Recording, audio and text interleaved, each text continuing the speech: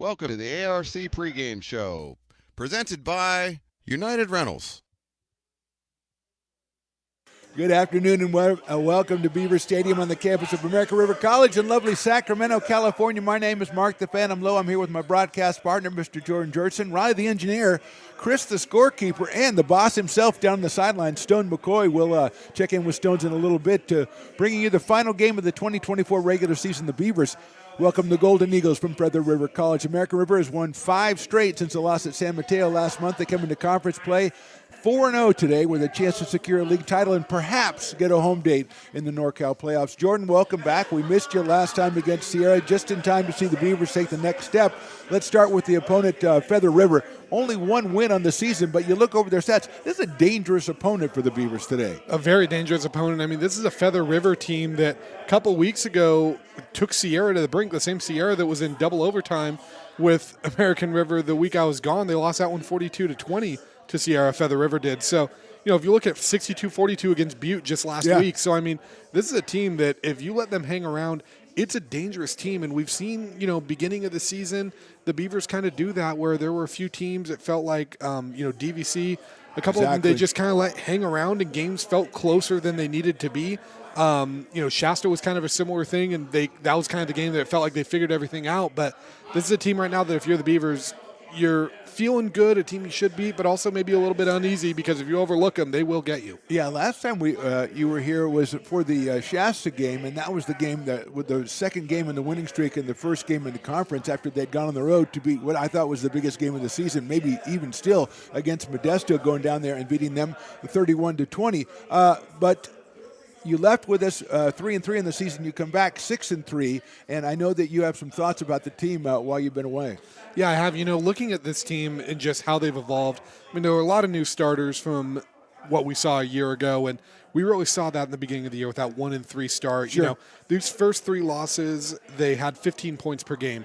The first 4 games of the year, the Beavers were averaging 20 points per game. Last 5 on this winning streak, they're averaging 36.8 points per game. So clearly the offense has figured it out. And we've seen Jet Harris evolve as a quarterback as this has gone on. He looks more comfortable. The timing's better. We've seen the running backs kind of get into gear where it started as Elias Brown. Now it kind of felt like more of, an entire backfield committee. And, we'll get more into that later on in this pregame as well. But this team just feels like they've gotten comfortable with one another. The defense is flying around.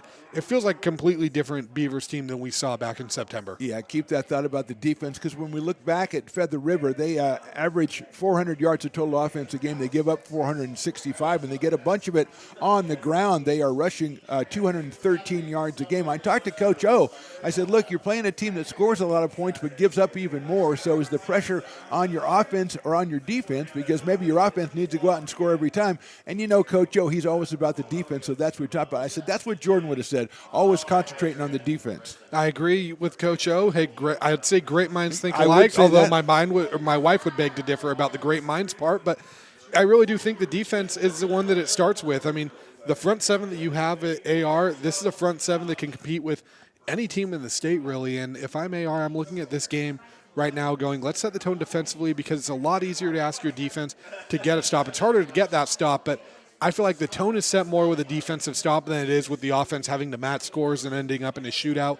If you get in a shootout, that's when wild things happen. But if your defense takes care of business, that's when you win games. Well, let's look at the offense for Feather River. Then when we come back after the break, we'll do the same for the Beavers. But Feather River, one of the great things, Jordan, about covering community college sports, football in particular, is the amount of skilled athletes that you see out here. I mean, every team seems to have a couple of really, really fantastic athletes. We talk about, you mentioned Shasta. They had, Jahari Johnson. They had Levi Durrell. We saw earlier in the season David Piero out of Diablo Valley. Of course, Dante Robinson, the incredible wide receiver out of Sierra. So we see a lot of skill players. This week, Feather River featuring Janarius Jackson, the running back, who's almost 1,000 yards on the season. So not usual that you see a running back be the feature, but that's what the Golden Eagles have in Jackson. Yeah, definitely. And, just a freshman, 6'1", 220, big boy back there in the backfield to bring down. And I think another thing you don't often see is Janarius Jackson out of Atlanta, Georgia, from Pebblebrook High School. You don't really see a kid from Atlanta going to Quincy, California to play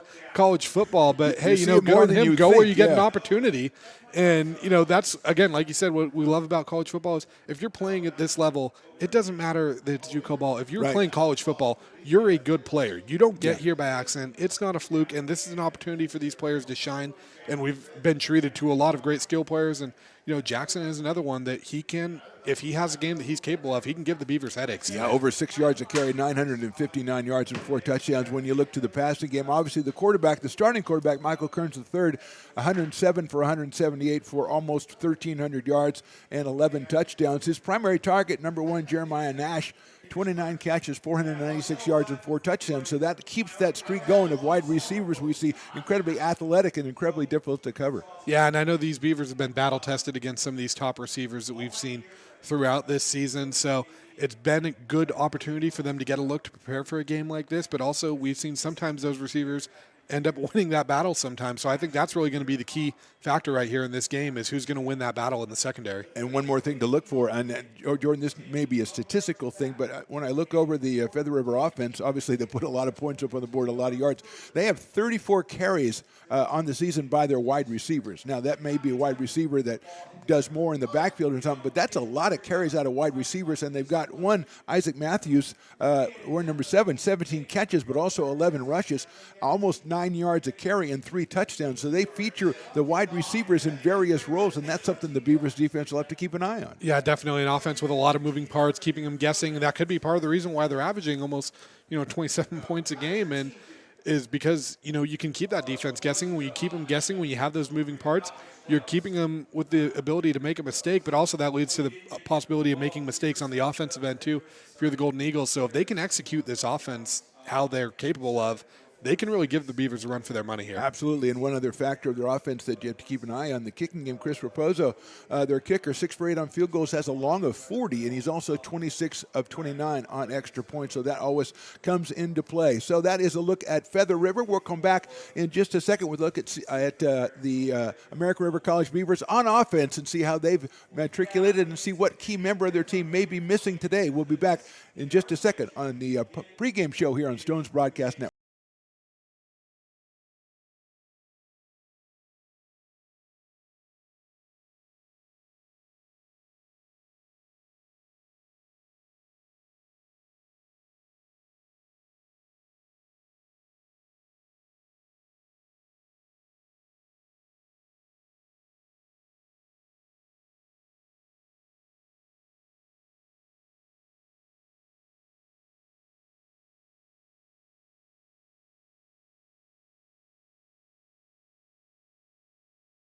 Lincoln Potters Baseball. Placer County's best-kept secret is back for another exciting summer at historic McBean Stadiums. Loaded with fun for the whole family, local beer, wine, and eats. Fireworks, giveaways, theme nights, kids zone, and more.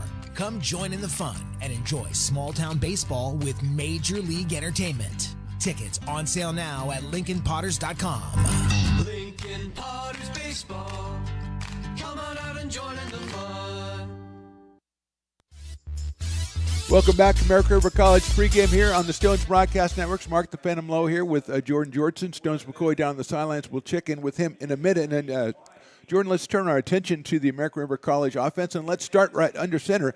Jet Harris, number 1 in his first year as a starter. As you've mentioned, we've really seen him grow this season. Yeah, we've almost seen 2 different Jet Harrises this year. We've seen the Jet Harris that we saw at the beginning of the year that, there were some miscues, missing some guys. Maybe the timing wasn't right. It struggled to move the ball at times. And then we've seen the Jet Harris that has all of a sudden come out in, I guess we can say, October, November. Night and day different quarterback. I mean, this kid looks the part now. He feels comfortable in this offense. You can tell his timing's getting better. You still see a few of the miscues, but you're not seeing the things like the delay of game penalties. You're not seeing some of the things that we were seeing at the beginning of the year. And this kid just seems to be getting better every single week. And we just go back 1 year to Kenny Leith. the kid out of Rockland who played quarterback here for 2 seasons. His first season, he kind of split time, was learning the position, came back in the second season. He was an all-state performer and went on to a Division I school. When we look at the offense for the Beavers, that has been Elias Brown for most of the season with over 1,000 yards rushing and 15 TDs.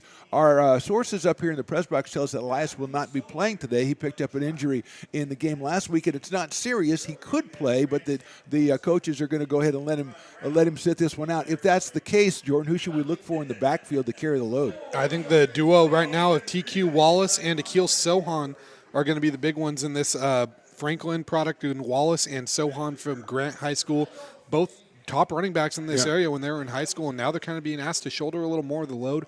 And a very big game too. I know this is an opponent that we feel like they should beat, but a game that could steal a conference championship and get you into the playoffs. So, a little pressure on them. We'll see how they handle it. And I think we could see a little bit of Hakimi Anderson, too, the freshman out of Wood Creek. We've seen him kind of get some carries here or there this season. I expect that, not saying he's going to, get 5 to 10 carries in this, but I think we can expect to see him have a little bit of a bigger role and maybe a little more playing time for him and see what he does with that. And you talk about the maturation of Jet Harris. One thing that's going to help him as we come down the stretch is he gets his wide receivers, Amari Baker and Jaden Anderson, returned last week, so they are back in the game, and so that gives him a couple more weapons. But I know you're always impressed by how the Beavers as a whole and how Jet Harris uses his tight ends. Yeah, definitely. And some of these tight ends, too, I had a chance to watch in high school, in Gavin Correa and Dylan Fear. And those two right there were two of the best tight ends in the area, and they've come in and shown it. Correa, as a true freshman, is a big target for the Beavers this year. And, as a big guy myself, I love seeing the tight ends get involved in it. Just when the weather gets colder and you get November football, I know it's a sunny day here, but it just kind of feels right when the tight ends are a little more involved and the big boys are getting that ball. Well, that's a good look at the Beavers offense. We've talked about Feather River, and now it's time to do the risky thing, Jordan. I know, you're just starting out in this business. Sometimes you don't want to take these big risks. We're going to go down to the sidelines and get the boss, Stones McCoy himself. He said we had to do this. Stones, how's it going on the sideline? What is the feeling you're getting down there about this one? This is a tremendous atmosphere down here on the sidelines. I'm on the American River College sideline right now, and just before the game, I was out there and I was watching the defense get prepared and was talking with one of the coaches there, and they were really talking about the run defense today. So they were putting a big emphasis on the run defense. So expect the Hammerheads to be coming out today. And you were talking about the weather. It's beautiful down here. 58 degrees, sunny. There is a little bit of wind, though. So we were talking about those kickers and those extra points. Could be all the difference today in this game. Thank you, Stones McCoy. We'll come back. We'll talk to Stones just a little while. Jordan, any last thoughts before we break away for our national anthem and get ready to kick this one off? Yeah, a couple keys to this one, I think, for the Beavers. The biggest one is keep your foot on the gas. Score early, score often. We've seen them kind of get out to early leads and hold off on it, and then just get out to that early lead, like I said, and finish plays. Don't, get complacent and just fly around out there, play your style of football, and come away with a win. That's Jordan Georgeson, Mark the Phantom Low here. Stones McCoy on the sidelines. We are finished with our pregame show. We'll be back with our kickoff in just a couple of minutes. You are listening and watching American River College football on the Stones Broadcast Networks. When it comes to your home's maintenance and repairs, Jeffers Resource Group has you covered. Our handyman services offer a comprehensive range of expertise so you can have peace of mind. Contact us to schedule your service today. American River College is a top-tier community college sports program that provides student athletes with the opportunity to thrive both athletically and academically. ARC Athletics is currently ranked 5th in the state and 2nd in Northern California. With over 19 sports programs, our athletes compete with the region's best athletes. Our diverse and dedicated coaching staff helps athletes develop the skills necessary to compete at the next level. Start your community college athletics journey with us. American River College, Sacramento's best athletic program. Go Beavers. Hi, I'm Monica from Ace Body Shop in Telling. We are a family-oriented business. We've been in business for over 30 years. We are located downtown Lincoln at 333 Lincoln Boulevard in Lincoln, California. We do automotive repair and 24-hour towing. Our phone number is 916-645-2859, or you can find us on the web. When it comes to your home's maintenance and repairs, Jeffers Resource Group has you covered. Our handyman services offer a comprehensive range of expertise, from minor carpentry to drywall, electrical and flooring for property managers, landlords, and renters alike. We ensure that every job is completed to the highest standards, so you can have peace of mind. Contact us today to discover how Jeffers Resource Group can help keep your home in top shape.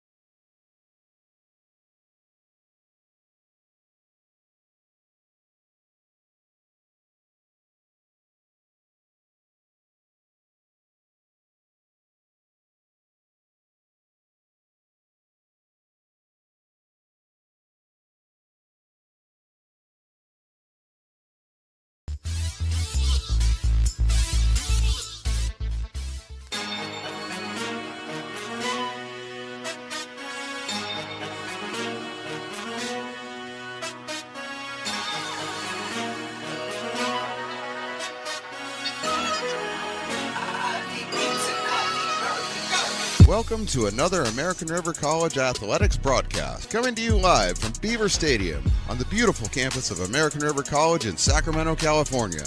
It's almost time for Beavers football.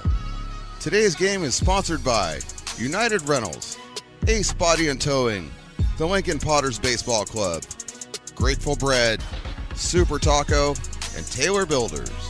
To get you ready for today's matchup, let's send it up to the booth, to the legend, Mark the Phantom Lowe, to bring you all of today's action. It's Beaver football, and it starts now. Well, hello again, everybody. Welcome back. A good afternoon to Beaver Stadium on the campus of American River College. Mark the Phantom Lowe here with Jordan Georgeson. Stones McCoy down on the sidelines to bring you this one between the Beavers, who are at 6-3 and 4-0 in conference play, against the Feather River College Golden Eagles, 1-8 on the season, 1-3 in college play. And Jordan, the Eagles do the kicking off, going from our right to our left, and we say it all the time as TQ Wallace goes back to receive the kickoff. We say it all the time, getting off to a good start is vital. Yeah, definitely. We've seen these Beavers get off to a good start a couple times this season, and then the offense kind of sputter.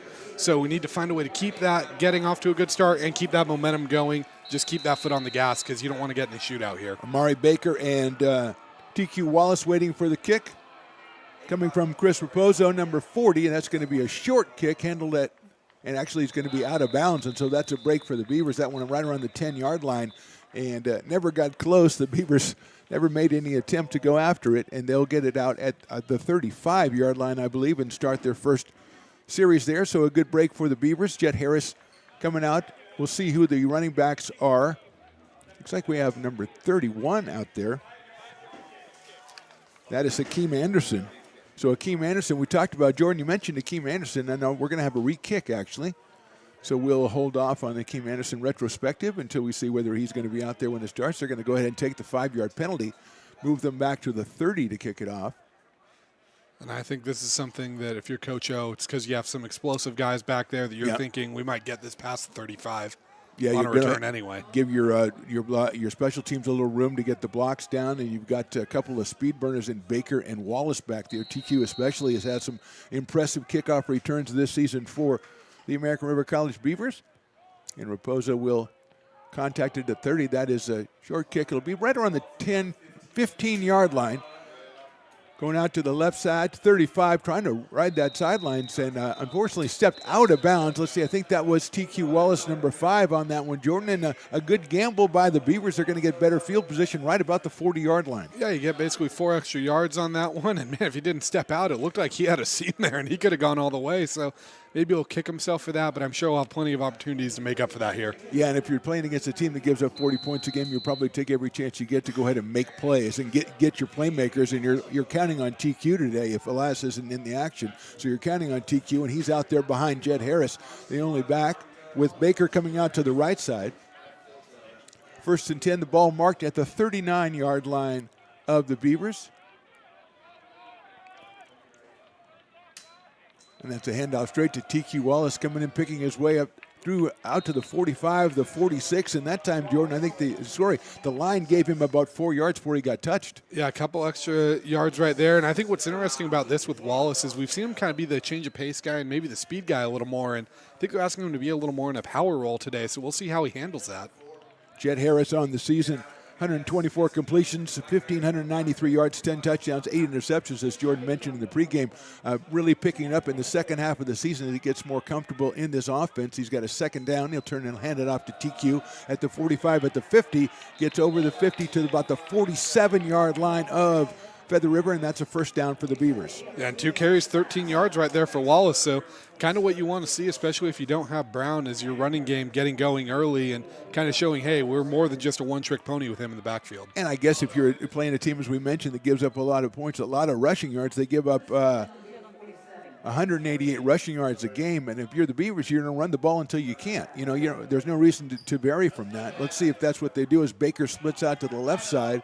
Amari with 18 catches, 209 yards. Akil Sohan in the backfield behind Harris. He gets the pitch out, going to go left side. The 50 gets to the 45, is knocked down right about the 41-yard line. So they changed the backs, Jordan, but the result basically the same. Yeah, and Sohan almost becoming the speed back there, which is kind of funny when you look at his 6'2", 210 frame. Yeah. But, yeah, nice little toss play there. And I think the Beavers are really trying to send that message early of, hey, just because we don't have Brown doesn't mean we can't still run the ball. Yeah, I think we talked about Sohan early in the season coming out and looking every bit the prime running back and being behind Brown and TQ Wallace. But he's out there now is Akil to the left of Jed Harris. Still all on the ground for the Beavers, 2nd and 3, ball on the 41. Harris is going to come back. He's going to quickly get it out to Baker. He gets one block at the 40, comes back 35, 30, 25, a cutback, and caught from behind right about the 16-yard line. And, Jordan, that's a case where the play that you designed, and that's exactly what they wanted to happen. Yeah, definitely. That little screen pass was a play that earlier in the year we saw the timing kind of be off on, but right there, they're in sync, and Baker does what Baker does and turns it into a big gain right there. I think gain of 22 when it's all said and done. I'll give him 24 because I'm very generous, but the thing on that one, too, is all you need is get that one block at the point of contact, and you're going to spring him, and that's exactly what Amari Baker got. First down, ball on the 17-yard line. Beavers 2.5 minutes into this one, driving down. A handoff straight up the middle and cut it out to outside of Sohan. Nicely pursued and tackled there, looks like by number 11. That is Elijah Stafford McNutt, the linebacker. And we got one player down here. McNutt with the tackle at the 9-yard line.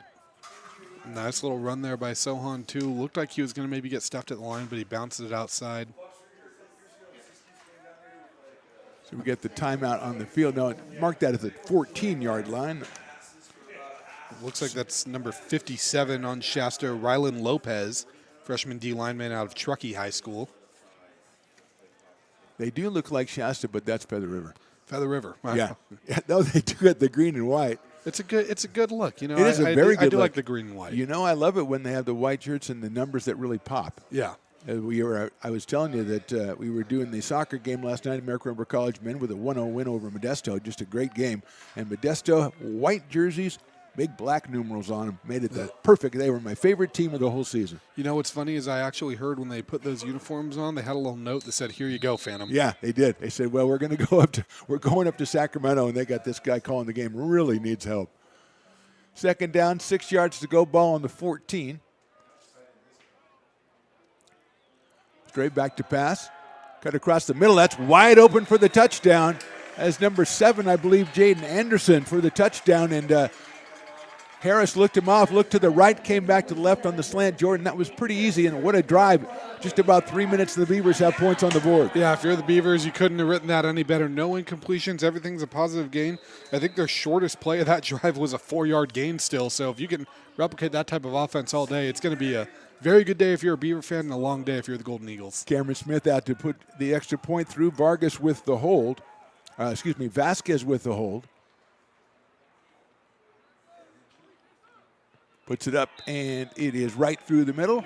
And the Beavers put 7 on the board. And we said, Jordan, we wanted a good start. They got the good start. It looked like there was almost one of those situations where they came out and they had the first 15 plays scripted, and they were going to just follow it, and nothing stopped them, nothing deterred them, and knocked them off the path. Yeah, and I think the big thing with that is you got to find a way to keep that type of production with this, because we see time and time again, not just this level of football, but all the way down from high school football to the NFL on Sundays, where teams look great to start the game with that scripted drive, but how do you kind of keep that type of repetition, that type of production. So it'll be interesting to see what the Beavers saw there and see how they can attack that. It'll be interesting to see how the Golden Eagles adjust as well. Yeah, exactly. If you have a team that gives up a lot of points, what you do the first time you score, and then you try to hold them and then get them behind the 8 ball to start with, and they give up a lot of points. So theoretically, it's really tough for them to come from behind. Now, they have a prolific offense, and we will see it here in just a minute. 11:58 to go first quarter. Cameron Smith will be kicking it off. Let's see who is back to receive that kick for the Golden Eagles. And I think that's the key you said too, Phantom. Looks like number 18 back there, number 14 for the Eagles. That's Ethan Garn and Ethan Duran. So the two Ethans. Yep. Garn is one of those wide receivers that has 11 carries on the season, so obviously he's pretty comfortable packing the pigskin, and he will be back there as Smith lets it go. That'll take him all the way into the end zone, and that's going to be unreturnable for the Golden Eagles, although they do lay a guy out on special teams just to make sure they were out there. So 11:58 to go. Here comes Michael Kearns the third and the offense, and we're thinking we'll see a big dose of Janarius Jackson. Yeah, I think we have to, especially when you want to establish the run early if you're the Eagles, and kind of try to show AR, hey, we can run the ball at you too, especially with that front seven you're going up against. You want to have them on their heels early. Ball at the 25. The other thing about Kearns, he also has 75 rushes on the season for 230 yards, so he is definitely the dual threat. They're going to hand that one right up the middle. Beavers converge, and I can keep that down to about a 3 or 4 yard gain. And so that's Jackson, and they're going to mark that at the 29-yard line, give him a gain of 4, make it 2nd and 6. How about Jackson pushing his big offensive lineman, Austin Portner, 6'3", 300 pounds. Not a small guy to move, and Jackson kind of pushing him the way he wants him to go to get that extra yard there. He's kind of picking his way through like he was in a dark room but didn't know exactly where he was going, and probably because he had the 330-pound guy in front of him and didn't know where he was going. 2nd and 6. Michael Kearns, a freshman out of Arborview High School in Las Vegas, Nevada. Motion and a handoff to number 14. That is Garn, and that is handled perfectly by the number 14, it looked like, for the Beavers. That is Chris Butters, who made the play, and dropped that for just a 1 yard gain. And Butters is one of these DBs we kind of saw emerge with a little more playing time when there were some injuries in the AR secondary. He's making the most of his opportunity here, and great tackle there, great read on that play. Yeah, you mentioned when we talked about the fact that wide receivers had a lot of carries that maybe they do the fly sweeps and stuff like that, and that's basically exactly what we saw, and it looked like the Beavers also knew that that's exactly what we were going to see, and they shut that one down quickly on a fine play by Butters. 3rd down, 5 yards to go, ball on the 30. 2 wide receivers left, 2 tight to the right, 1 Garn going in motion. Beavers jumped, it looked like. Let's see if they were drawn off. Yes, they were. And that's one of the issues that comes with running these offenses with moving parts is, yeah, sometimes you get them to jump, but sometimes you jump as well, and it can be kind of complicated with things when you have all these people moving and different snap counts and whatnot. Yeah, if you're a team that gave up a touchdown on the first possession, you want to come out, you had a 3rd and 5, a 3rd manageable 5, now you put yourself behind the 6 at 3rd and 10. Pretty much takes Jackson out of play as an option here on 3rd down. Ball now on the 25-yard line. And we're going to get another flag coming in from the back. And as you mentioned, Jordan, let's see if that's another case of too many moving parts for the offense. Exactly what's going to happen. And it's 2 straight, takes a 3rd and 5 to a 3rd and 15 now. Yeah, that's exactly what you didn't want if you're Feather River right here. And this is just one of those things, too, that if you're AR, this is a perfect start offensively and defensively. And we've seen so many times where you get out in front early, you get a stop, and then when everyone's just kind of working, it becomes a snowball effect. Let's see if we see some sort of screen or something here to try to make up the end. A little low-risk play for the Golden Eagles.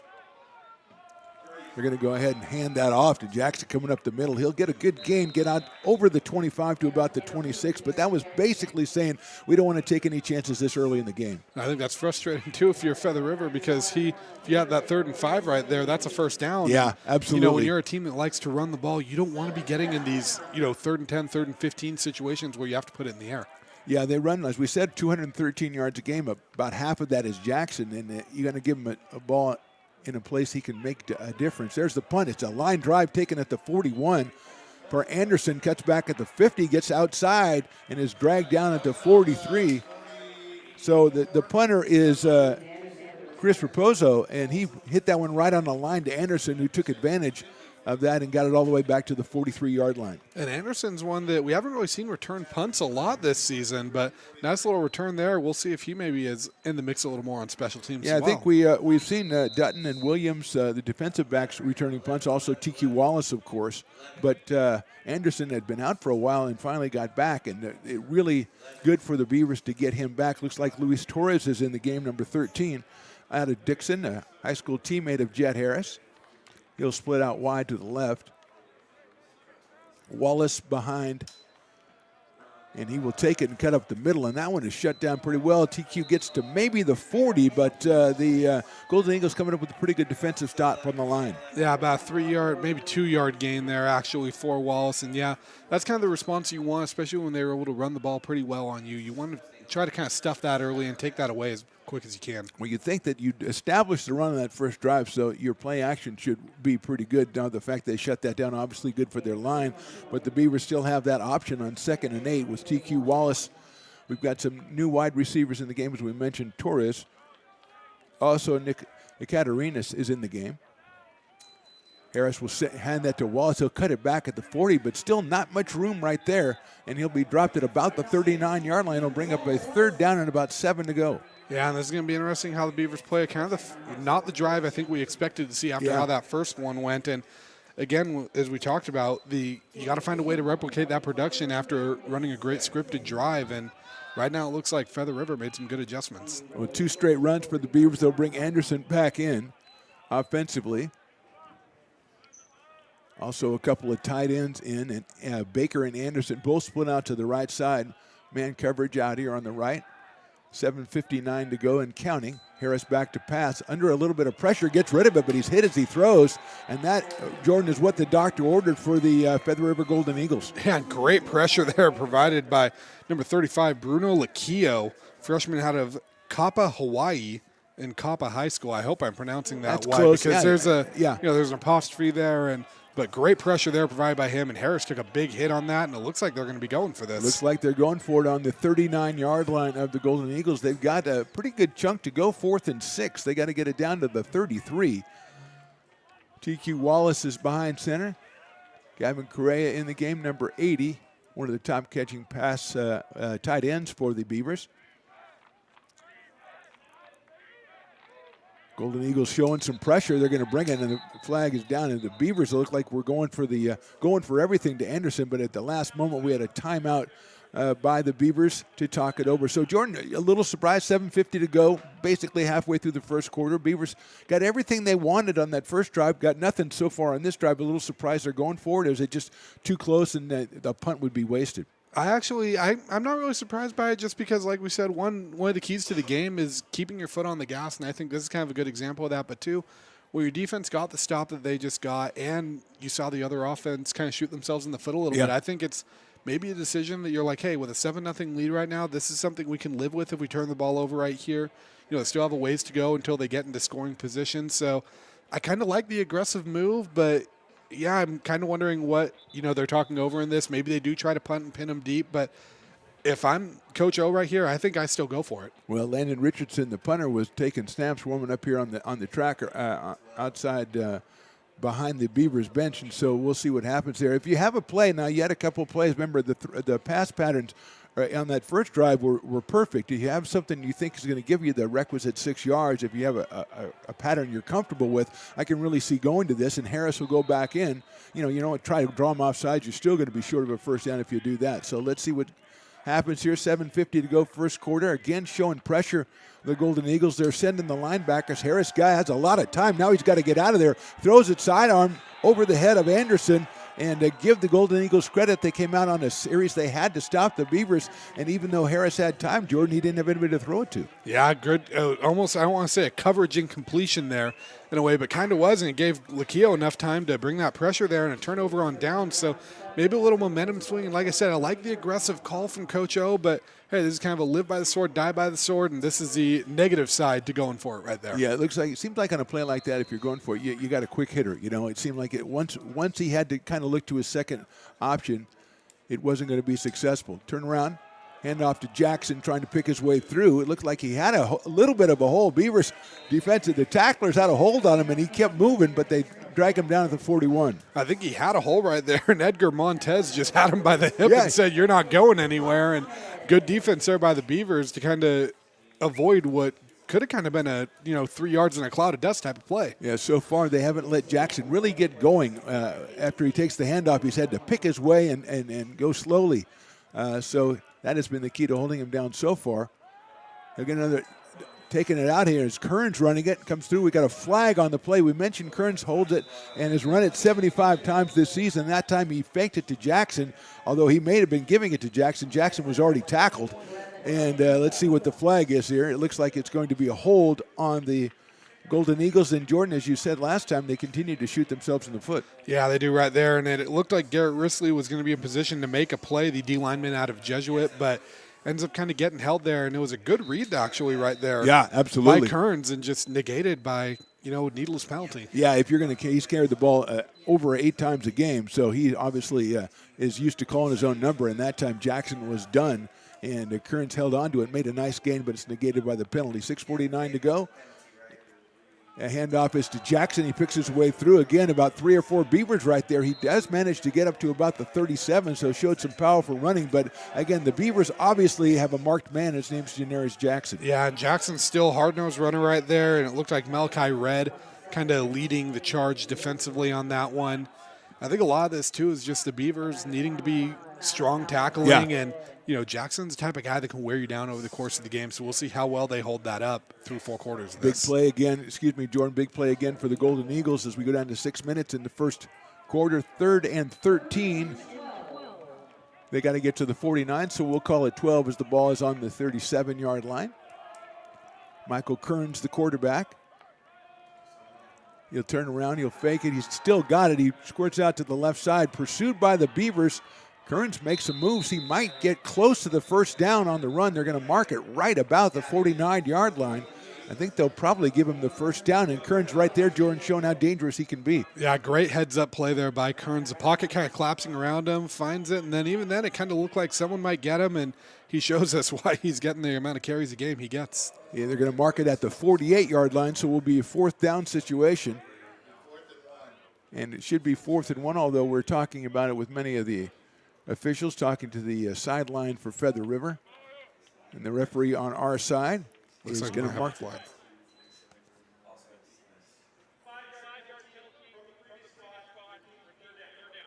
So a 5-yard penalty. I didn't see a penalty flag come in. Looks like it came in right there, way on the sideline by the 41-yard line.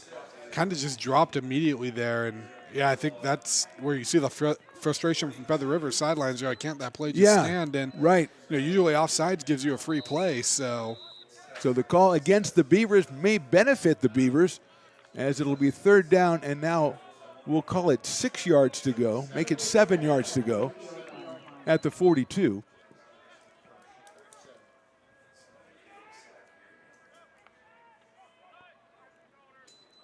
And off to Jackson. He is tackled before he even took a step. The Beavers sniffing that one out, and about a trio of Beavers all over. I think Risley's one of them. And Jordan, who else was in on that one? It looked like Malachi Red kind of got the initial contact, and like you said, Risley was one. Ike Kegbu was in there. I think you could just say the whole defensive line was in on that one. Yeah, that's the case where a penalty on the Beavers helps the Beavers because they went back to Jackson. And, again, we talked about he's not able to get ahead of steam, at least so far in the carries that he's had. And it's going to be a punting situation. See if it's Raposo, the number 40. They have 2 punters listed, also Gary Schneff, number 83. That scooped up flag immediately as that kick is going to be short and bounced. They have to move away from it. The Beavers almost got caught. That was Xavier Porter, who was on the special teams. Let's see what the call is. And the ball will be down right about the 28-yard line. It looks like this was around where the line of scrimmage was. Yeah, it was right at the line of scrimmage, it looks like, which usually may be an offside call. We are at a 4th and 11 situation for the Golden Eagles, so you wouldn't think a 5-yard penalty would change their thinking, but we'll see if it is against the Beavers. Beavers have a history, Jordan, as you know, of getting out of situations on defense and then putting themselves back in the situations with penalties on fourth down. They ran into kickers, roughing a passer, and let's see what this one is. They're going to go over and tell Coach O exactly what it is before they let us know, because they don't want to. And he's going to say, so it looks like it's on the Golden Eagles. As it seems the ref is asking Coach O if he wants to decline.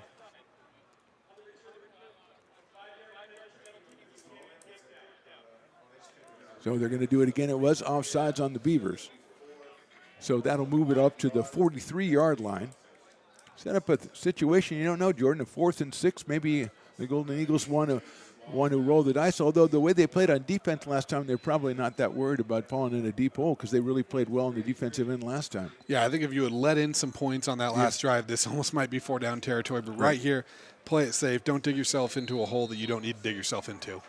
A penalty benefited the Beavers before. Let's see if this one gives them a chance at a return here. As they almost get to the punt. That's a much better kick. It'll hit and bounce over the 20 down to about the 15. So a big penalty, 5 yards marked on the field, but 13 yards in actual yardage, and the Beavers will start their third drive, 1st and 10 on their own 15. And kind of a situation right there where, you know, the penalty helps out with the Golden Eagles. They're still giving up possession, but a few extra yards, and anytime you can make a defense have to drive 80 or more yards, it's a win for you in terms of kind of flipping the field position. Interesting to see the approach the Beavers take. First drive, anything they wanted, they did. Second drive, nothing worked. And so now they're coming out for drive number 3. Talked about Xavier Porter. He is on the field, spread out wide left along with Anderson. Baker is tight to the right side. TQ Wallace, the running back. Again, Elias Brown not expected to play today. Harris is going to go straight back to pass. He has time. He puts it out there. It was a tight end screen, it looked like, to Gavin Correa, and the pass did not hit the intended receiver, and that could have been a big one, Jordan. Yeah, and that's another one of those situations where, again, when you're working in a freshman quarterback like Harris, the timing is going to be a little bit off, and that's something that's got to be frustrating to see if you're Coach O at this point in the season. But, you know, a play that we've seen work out for them a few times too. Yeah, that was a good-looking play. I think he had a convoy on the right side, but unfortunately Harris threw it where he thought he was going to go downfield, and Correa was sitting there waiting for it. He sat down against the defense. Second down, ball on the 15. Porter split out wide left. Harris turns and hands it to TQ. He's going to come around on the right side, but he's got pursuit, and he'll get maybe 2 yards all over him. Marco Caskey, the linebacker, was in on the play, and let's bring up a big 3rd and 8 for the Beavers. Yeah, nice job by Wallace there. Try to kind of turn that into something, but again, this offense kind of sputtering after what looked like a great first drive, and they're at risk of going, I believe, 3 and out a second time. Yeah, give them 3 yards for TQ on the play, brings it up to the 18, so it's 3rd and 7. Come down to 4:20 left to go in this first quarter. Beavers scored on their first drive to go up 7-0. So other than that, nothing offensively from either squad here in the first quarter. The Beavers facing that 3rd and 7. The Golden Eagles showing pressure again from the linebacker spot. They're going to bring a linebacker. Harris lets it fly. He's got a man, but he stopped and took the other route. Looked like he was expecting somebody to go deep, Jordan, and nobody really did. Yeah, and that pressure right there brought in by Marco Caskey. And like you said, nobody kind of deep. It looked like there was a bunch of bodies and crossing routes that kind of ran into each other. And sometimes coaches design those so you can get maybe the DBs confused or get them running into each other. But the drawback is sometimes your receivers kind of run into each other as well. Well, I'm going to say that for a team that gives up 40 points a game, we've seen maybe the 2 best defensive sequences for the Golden Eagles all season, and they are feeling good about sending pressure in against Jed Harris. So the punt for the Beavers will be Landon Richardson, number 89. He gets it out there. It's going to be fair caught at about the 49-yard line of the Beavers by number 18. That's Ethan Duran. And so a good job by the Golden Eagles to turn in field position. They'll have a first down on the Beaver side of the field. 3:56 to go here in the first quarter. Yeah, and I think if you're Feather River right now in that huddle, you're saying this is where we want them. This is where you need to punch one in. You're kind of feeling that momentum needle start to shift, so go out there and take it right here. Let's mark that right at the 50-yard line. And the Beavers, again, 4-0 in conference. They've won the conference title already because they have the tiebreaker over whoever comes in second, Sierra or Butte, whoever wins that game today. But they want to close out in impressive fashion and perhaps have a chance back to pass. That's a new quarterback in there, and he is sacked back at the 37-yard line. That is Brody Osen. the sophomore out of Canyon Ridge High School in Twin Falls, Idaho, and he went back to pass. Couldn't find the guy he wanted right away, Jordan, and the Beavers made him pay. And how about Colin Bray right there providing the pressure? The sophomore out of Placer High School. Bray is one of the kind of newcomers on this, not newcomers in a way, but he missed last season with an injury and comes in there and just huge play there. And sorry, redshirt freshman. Yeah, I believe, freshman. Bray. He had that injury, and we saw his first game when he came back, and he was impressive. And he's been more impressive every game when he gets more snaps. 11-yard loss, 2nd and 21. Wilson still in at the quarterback spot. He's going to turn and hand that one off right up the middle, and that's room for Jackson. He cuts it out 45-40 inside the 35 and dragged down by a host of Beavers inside the 30-yard line. So, Jordan, we finally saw what Jackson can do, and it's impressive. And that's the Janarius Jackson you want to see if you're the Golden Eagles, dragging defenders, making cuts, running people over, and that's the type of offense that you want to be running here and really kind of keeping this momentum on your side. 32-yard gain at a time where they just took an 11-yard loss, and so they really needed it. And Jackson, I think the Beavers might have thought that with Osen in there, they were going to try a pass again, and Jackson picked a hole and got the first down at the 29-yard line. 2:40 to go first quarter. Brody Osen, the quarterback, took it. He looked like he was surprised by it. He shows a short pass out to the tight end. That is Trace Patterson, who has 29 catches coming in. And great job by the Beavers defensively. Jonah Ardwan with the tackle there and drops him for no gain. And Ardwan, another defensive back on these Beavers that are kind of getting a little more playing time with some of the injuries to the defense. Good coverage there, and it kind of felt like a RPO that just never developed properly and kind of a panic dump off right there. Yeah, it looked like Ocean was a little surprised he got the ball. He said, wait a minute, I thought it was on 2, and he hiked it on 1, and so everybody kind of took a while to get in. He gained the completion to Patterson, but the Beavers are one right on it. 2nd down, 10 yards to go. There's Nash coming in. We're going to have flags on the play right away. That was Jeremiah Nash, who we haven't heard too much from so far today. 29 catches and 4 rushes on the season. We're going to get another false start. That's the 3rd false start on the Golden Eagles. And, Jordan, you think that, game number 10, you're going to have some of that stuff ironed out. But I'm surprised to see a team which is prolific offensively getting these kind of penalties. Yeah, knowing that you have an offense with moving parts, one of the biggest headaches as a head coach is to see 3 procedural penalties in the first quarter. I mean, that's something that you can't sustain as the game goes on. So it's 2nd down, 15 yards to go. Motion again for the Golden Eagles to turn and hand that off to Jackson, and he is swallowed up right away. Tremendous play by the Beavers. That is number 33, Diallo Washington. And Jordan, he was out for injury for a couple of games, but we got used to saying his name a lot. Oh, Diallo Washington, I feel like you almost could just put it on our foreheads or something and just say, hey, when in doubt, Diallo Washington was probably in on that play. Feels like he's everywhere, patrols the field sideline, makes plays in the backfield, can play linebacker, D-line. I mean, he can do it all. 3rd down, 17 yards to go. They have to get to the 19-yard line. Jackson, the running back, next to Osen. They've got 2 split out right, 2 split out left. Beavers coming up with the big play defensively. Osen straight back to pass. He is under pressure. He comes up the middle of the field. He's got a little bit of room. He's going to get back inside the 32. About the original line of scrimmage and a couple yards by. He'll drag down at the 27-yard line. He'll bring up a 4th down and about 8 yards to go. And, of course, we expect them to go for it here as we get the seconds dwindling down here in the first quarter.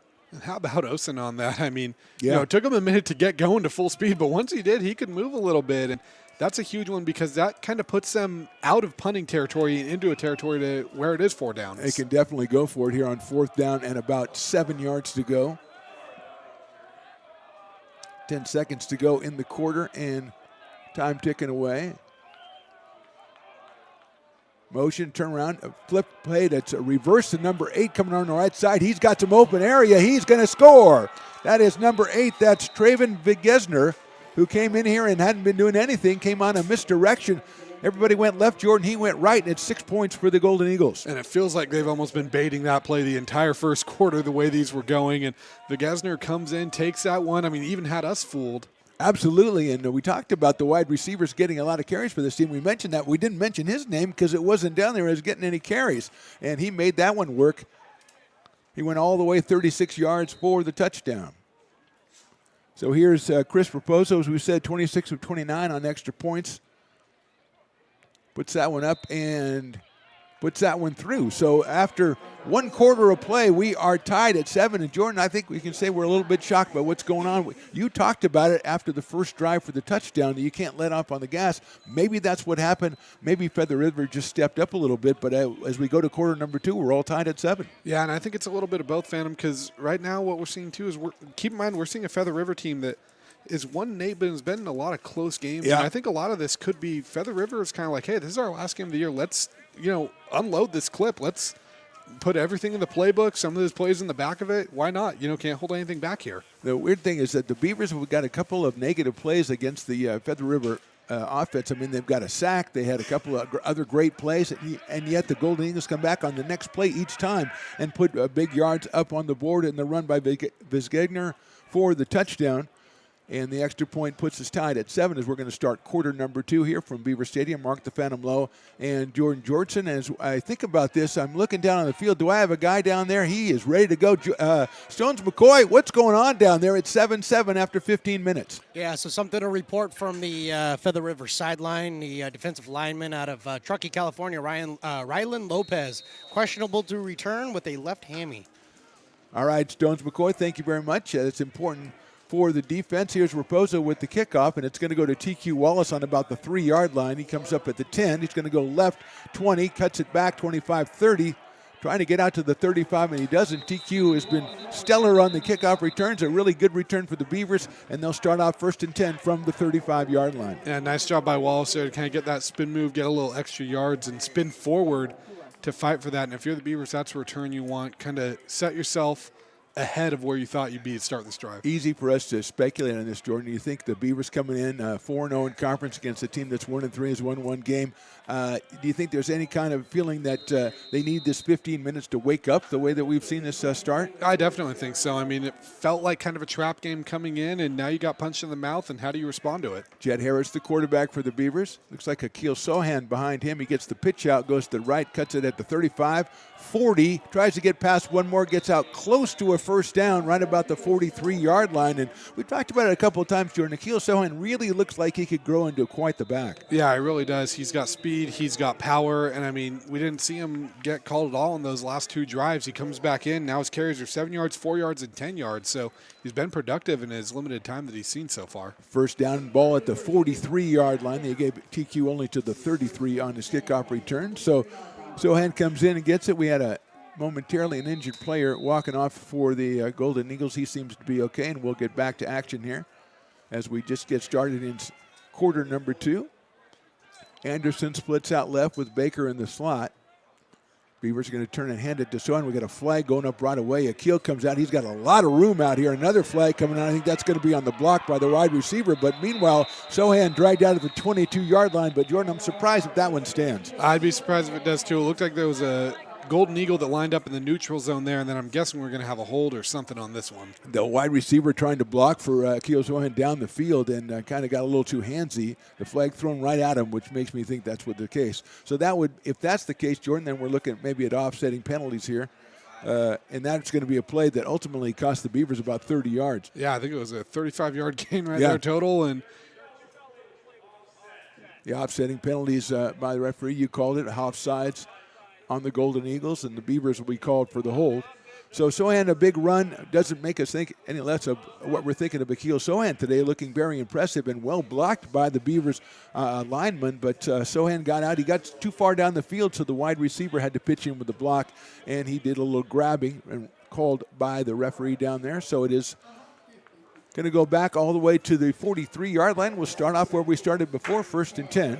And you often see that on plays like that where maybe that was designed to get 10 and he breaks it. Yeah. And sometimes you hold because you're like, oh, you almost got more yards than we thought you were going to get there.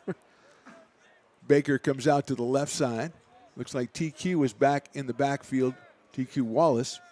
Okay, it's an illegal formation.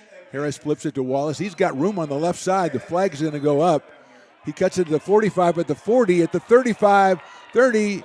He's dragged down at about the 16-yard line, but again, a flag went up right away, and it might be a legal formation on the Beavers. Let's wait and see. And again, it's about 60 yards of rushing that has been wiped out in 2 plays, Jordan. Yeah, and that's got to be a frustrating thing if you're the Beavers right there because you're kind of getting that offense moving again, and now you're seeing these self-inflicted errors. And something we saw from this team back in September that we were hoping they were over, but you can see the frustration on Harris there as it's getting called. Absolutely, and that's the way, and those two plays are the way that the Beavers probably thought this game would go. We're going to be able to run on these guys, and then they get the first drive, and they haven't been able to, and then they come up with two big running plays now, and both of them negated by penalties. Will set them back to first and 15, ball will be on the 38-yard line. So on the positive side, hey, look what we're doing running the ball. And on the negative side, none of it counts. And, yeah, I think that's got to be one of those. It's tough to ask your team to get 30-yard gains 3 plays in a row. Exactly. But still just first down here. 13:40 to go, first half. From Beaver Stadium, Mark the Phantom Low, Jordan Georgeson, Stones McCoy on the sidelines. TQ again, left side, 40, 45. He's gang tackled to get up to about the 47, still going. Being dragged up almost to the 50-yard line, market at the 49, and that's 3 impressive running plays in a row. Jordan, that time we'll call it a 7-yard gain for Wallace. I think it actually ended up almost like a 12 because they're backed up there. I mean, that's right. Good That's job right. Okay. keeping those legs moving by Wallace, and that toss play has really been working for him. It doesn't matter which back they turn to, so we'll see if they kind of incorporate that a little more, and we'll see how the Golden Eagles adjust to it too. Absolutely. They were the Beavers were having to go back to pass, and they were getting pressure. So now with the running game taking off, give them a little more breathing room. Good call on that. It's 2nd and 4 on the 49. Turn around and hand that one straight up the middle of that Sohan, and he's almost not touched. He's getting out. He takes his own guy at the 30, 25-20. One guy to beat, runs right into him, and he's dragged down at the 10-yard line. And I'll tell you something, Jordan, the Beavers are running the ball great, and Sohan has not looked better all season. Yeah, Sohan all of a sudden, I mean, this could be his coming out party right there. 50 yards on his last 2 carries alone.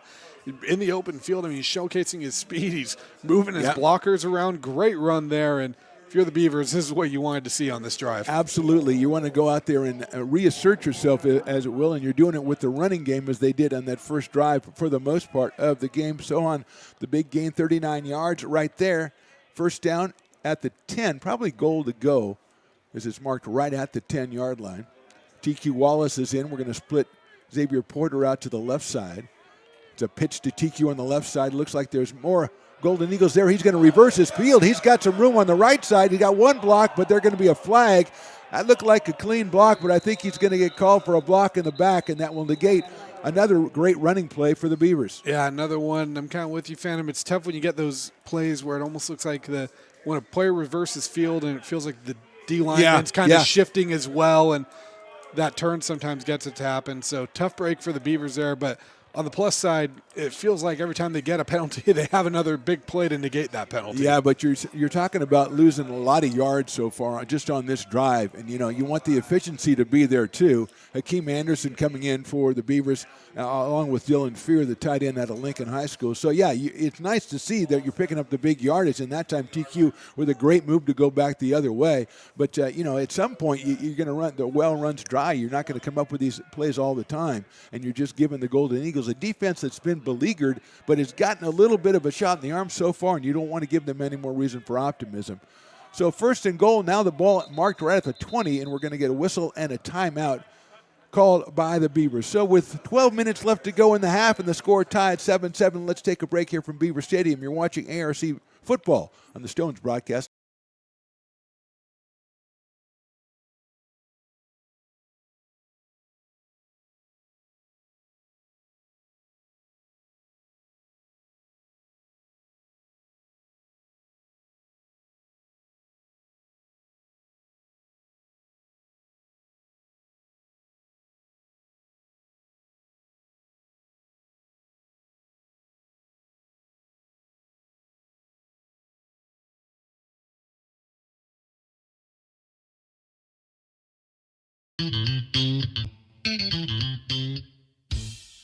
I love baking. I've been doing it my whole life. Grateful Bread was started because I needed the job. It always used to seem like bread was just an afterthought. Welcome back to Beaver Stadium. Mark the Phantom Low here with Jordan Georgeson and Stones McCoy on the sidelines. What? 7-7. First down, goal to go ball on the 20 after the penalty. Keem Anderson in the game for the Beavers. Harris going to pass. Going to let it go in the corner. Looking for Correa, and he's going to make the catch for the touchdown. Gavin Correa ran past the defender at the last moment, and Jordan, that was a perfectly thrown pass by Jet Harris. That was, and that's exactly what you want to see right there out of Harris, too. After 4 straight incompletions, he finds Correa right there for that one and the touchdown. I mean, Harris has 3 completions. 2 of them are for touchdowns, and great route there by the tight end. Beat his defender and get that jump ball. Yeah, Correa with a great route in that. Harris let that ball go before Gavin had actually cleared the defensive back, so that was perfectly weighted. And the Beavers, as you mentioned, they get the penalty, they come back with a bigger play, and that's exactly what they did. Cam Smith out there to try to put this one through the uprights to give the Beavers a 7-point lead. Strikes it beautifully, and it is right through. So, Jordan, we saw a little bit of a misstep and maybe a wake-up call after 15 minutes, but the Beavers looked pretty good on that drive if you take away the multitude of penalties. Yeah, I mean, they had, a touchdown, 2 30-yard plays negated by penalties right there, and I think that timeout was perfectly called by Coach O, kind of regroup this team, kind of give them kind of the kick in the butt they needed. And then first play out there, Jet Harris, after 4 straight incompletions, sees the matchup he likes. 6'4" Gavin Correa going up against 6-foot-tall Michael Bryant. And I think I trust the 6'4" guy to come up with the ball right there. 67-yard drive in which they gained actually about 113 yards. So, I mean, that's crazy, and they gave most of it back. So now a big defensive stand by the Beavers. And let's see, we'll see after the kickoff, we'll see which quarterback, if it's Michael Kearns, if it's Brody Olson. For the Feather River College Golden Eagles, 1-8 on the season, 1-4 in conference play. That win that they had was against Santa Rosa, 33-31. They've also lost 48-28 to Shasta. Sierra, they played Sierra, as the Beavers well know, Sierra, a very tough opponent. The Wolverines beat them 42-40 back on October the 19th, and then Butte with the win last week, 62-42. So here's Cam Smith. That one is returnable if it stays in bounds, and it does not stay in bounds. Oh, it did stay in bounds. It rolled all the way. That one had eyes, Jordan. I don't know. That was a good wedge right there for Cam Smith. That's one of those, I think if you ask Cam Smith if he meant to do that, he'll tell you yes. Yes. But I don't know how that ball towed the line that way. I was just waiting for the flag to come out, and I think the ref was waiting to throw the flag. He was itching to throw that flag. He was loosening his arm. I mean, and the ball went and then turned back and hugs the line, and it'll end up being a ball, 1st and 10 on the 30-yard line. Michael Kearns back in action behind center for the Golden Eagles. And he'll take a first down, and they get a wide receiver screen again, and come around is number 1. That is Nash. Comes around to over the 30 to about the 32. So a couple of end arounds right there, Jordan. We've seen they've both been successful. First time we've really seen Nash right there kind of get involved, and good little tackle by Adorin right there to avoid what could have been a really big play. Yeah, 8-yard gain by Nash. He averages about 14 yards a carry. We talk about the wide receivers. They use them as running backs, and they've been successful so far here in this one.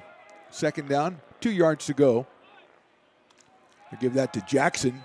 No, he's holding on to it. Kearns holds on to it, and then I think Garrett Risley comes in and gets the big sack. Another big play by the Beavers defense back inside the 25-yard line. Yeah, and Risley got in there looking almost unblocked right there, and it feels like, with these edge rushers the Beavers have, we're calling one of their names every play between Correa and Bray and Risley and Malachi Red and Ikegbu too. Just all these guys finding ways to make play. It just depends who's going to step up. Little surprised he pulled that out of Jackson's belly and took it himself, but Risley was not surprised. He was very happy. So 3rd down, they've got to get to the 35, so 11 yards to go for Michael Kearns III. He'll go back to pass and look left. He's got some time. He throws it, and it's caught right at the 35-yard line, right at the 1st down marker. That is Nash with the catch. Great route there by Nash. A 1st down for the Golden Eagles. Great route there by Nash. It kind of just sit right that 1st down marker. He knew exactly where he needed to be, and he got it, and a good ball there by Kearns. Yeah, he got time to throw it, too, because the Beavers a little bit holding back a little defensively, did not put the pressure on Kearns, and he threw a perfect pass in between a couple of defenders for a 1st down on the 35 as we go down to 10 minutes left in the half. And let's see if we see Janarius Jackson as we have in motion, and we do give it to Jackson, and he is cut down but gets away and still going at the 40, cuts it back, 45, 50, and another really impressive run by Janarius Jackson. Jordan, at a time, I thought he was stopped at the line of scrimmage. Yeah, and I think Jackson's kind of finally warmed up and woken up right here, and it looks like Diallo Washington's coming off the field. Hopefully he's not a little banged up. But, yeah, this is a Jackson that I think they were expecting to see, and the Beavers kind of struggling to bring him down right now. Yeah, absolutely. Give him 14 on that carry and gets a first down at the 49-yard line. So now the Golden Eagles have a couple of different things at their disposal. They've done the end around. They've got Jackson going. They completed a pass. So let's see what they try to do at 1st and 10. And that one is going to be Kearns holding on to it. He throws it, and it is caught at the 38-yard line. And they're going to wave it off. So the hit by the Beavers jars the ball loose. It's an incompletion, bring up 2nd down. Yeah, that was almost Memo Valdez with a great catch right there. And I think kind of him coming to the ground jarred it loose. And, you know, we don't want to get in the whole what's a catch, what's not a catch thing. We don't want to get into that, no. Either way, good ball, good play there. Just an unfortunate bounce for the Valdez, 12 catches on the season, 158 yards and a touchdown. Out of Winners High School. Turnaround handoff to Jackson. Picks his way through. Risley is part of a group that meets him at about the 48-yard line of the Beavers. And he'll get a gain of about 3. He'll bring up a big 3rd down and 7 yards to go for Feather River. I think this is the first 3rd down we've seen in a little bit for the Golden Eagles. They've been moving the ball pretty well, so we'll see how the Beavers kind of respond knowing they have a chance to get off the field right here. And as we've talked about, the Feather River has a little bit more at their disposal. They've run that end sweep a couple of times. It's been successful, and Kearns has thrown a couple of pretty nice passes, and they always have Jackson as well. So a couple of things they can do here on 3rd down and 7. They've got to get to the 41-yard line. Motion, it's going to be Kearns flipping it up the middle to Patterson, but he is dropped in his tracks at about the 46. A couple of different looks on that play, Jordan, but ultimately the Beavers were ready for the one that counted. Yeah, and I think they're kind of trying to keep the Beavers guessing, but the way they responded to that tells me that this might have been a play that they go to a few times on 3rd down. They thought to dip into that well, and the Beavers knew that was coming. And here we are by 4th down, 5 yards to go, ball on the 46, and they are going for it here. Maybe trying to get the Beavers to jump off sides as everyone in the world goes in motion. Might get a punt situation. Let's see. Quick kick. And that is a shank, and the Beavers just should run away from that one. And it's caught by the lineman.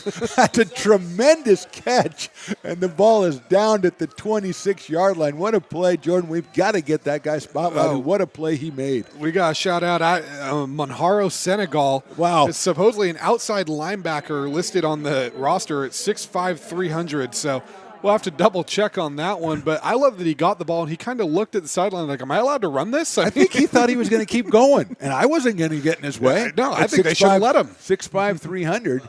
So they went into the quick kick situation. They got the ball down to the 25-yard line. The Beavers 1st down and 10. A good defensive sequence. It started out a good offensive sequence by the Golden Eagles. Beavers come up defensively and shut them down.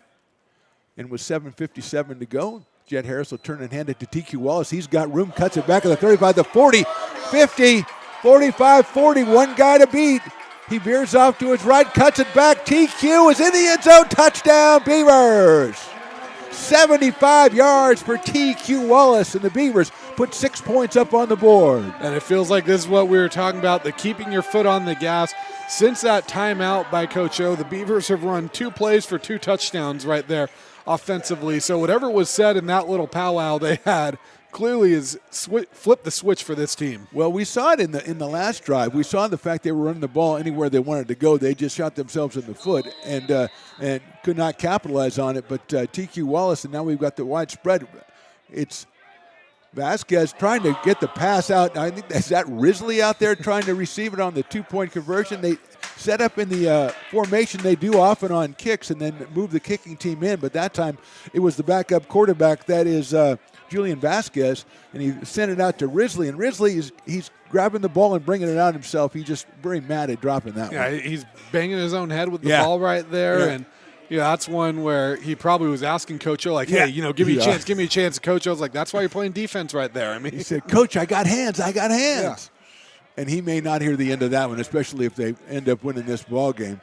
But TQ Wallace, let's don't bury the lead, a 75-yard run. And again, at that time, Jordan, sometimes you see a guy get the ball and you can just tell there's a lot of open field ahead of him, and TQ has been sharp on the cuts today. So that one, not really a surprise, and he's had to step up in the absence of Elias Brown, and he's done everything Coach O and the Beavers would want him to. 20-7, 7:44 to go here in the first half. Cameron Smith to do the kicking off. It looks like Duran and Garn back there, Ethan and Ethan for the Golden Eagles. And that's an onside kick attempt caught by the Beavers. Did it go 10 yards? I believe it did. Was that Cameron Smith followed his own kick and recovers, and that'll be first down Beavers. And I love the aggression we're seeing right now out of Coach O and company. I think during that timeout, he basically said, what are we doing here? Why are we shooting ourselves in the foot? Let's go out and take this game, and they've proven it. 2 touchdowns on 2 offensive plays since then. You know, you get the stop right there and then the onside kick. I mean, they're firing on all cylinders right now. Not only did they call the onside kick, Jordan, but the kick had to be good. You still have to have a good. He dribbled that one perfectly down the field. It went about 12 yards before he covered it. But, I mean, that was a perfect execution of the onside kick. And, I mean, it caught everyone by so much surprise. Yeah. I mean, Feather River was standing there, and I think everyone in the stadium kind of thought, like, no way that went 10 yards because no one reacted to it at first. And that's where it's benefits you having a guy like Cam Smith who booms the ball into the end zone most of the time. So you've got the special teams on Feather River kind of going back and getting ready to try to put that return together. So here's the Beavers trying to take advantage of that. Baker splits out to the left. TQ Wallace, the running back behind Jet Harris, showing pressure, and they'll give it to TQ. He picks his way through 49. He's dragged down right about the 49-yard line. So a gain of about 2 on the play, and we've got a lineman for the Golden Eagles down at the 45-yard line. Yeah, I'm trying to see. It looks like that might be 57 once again.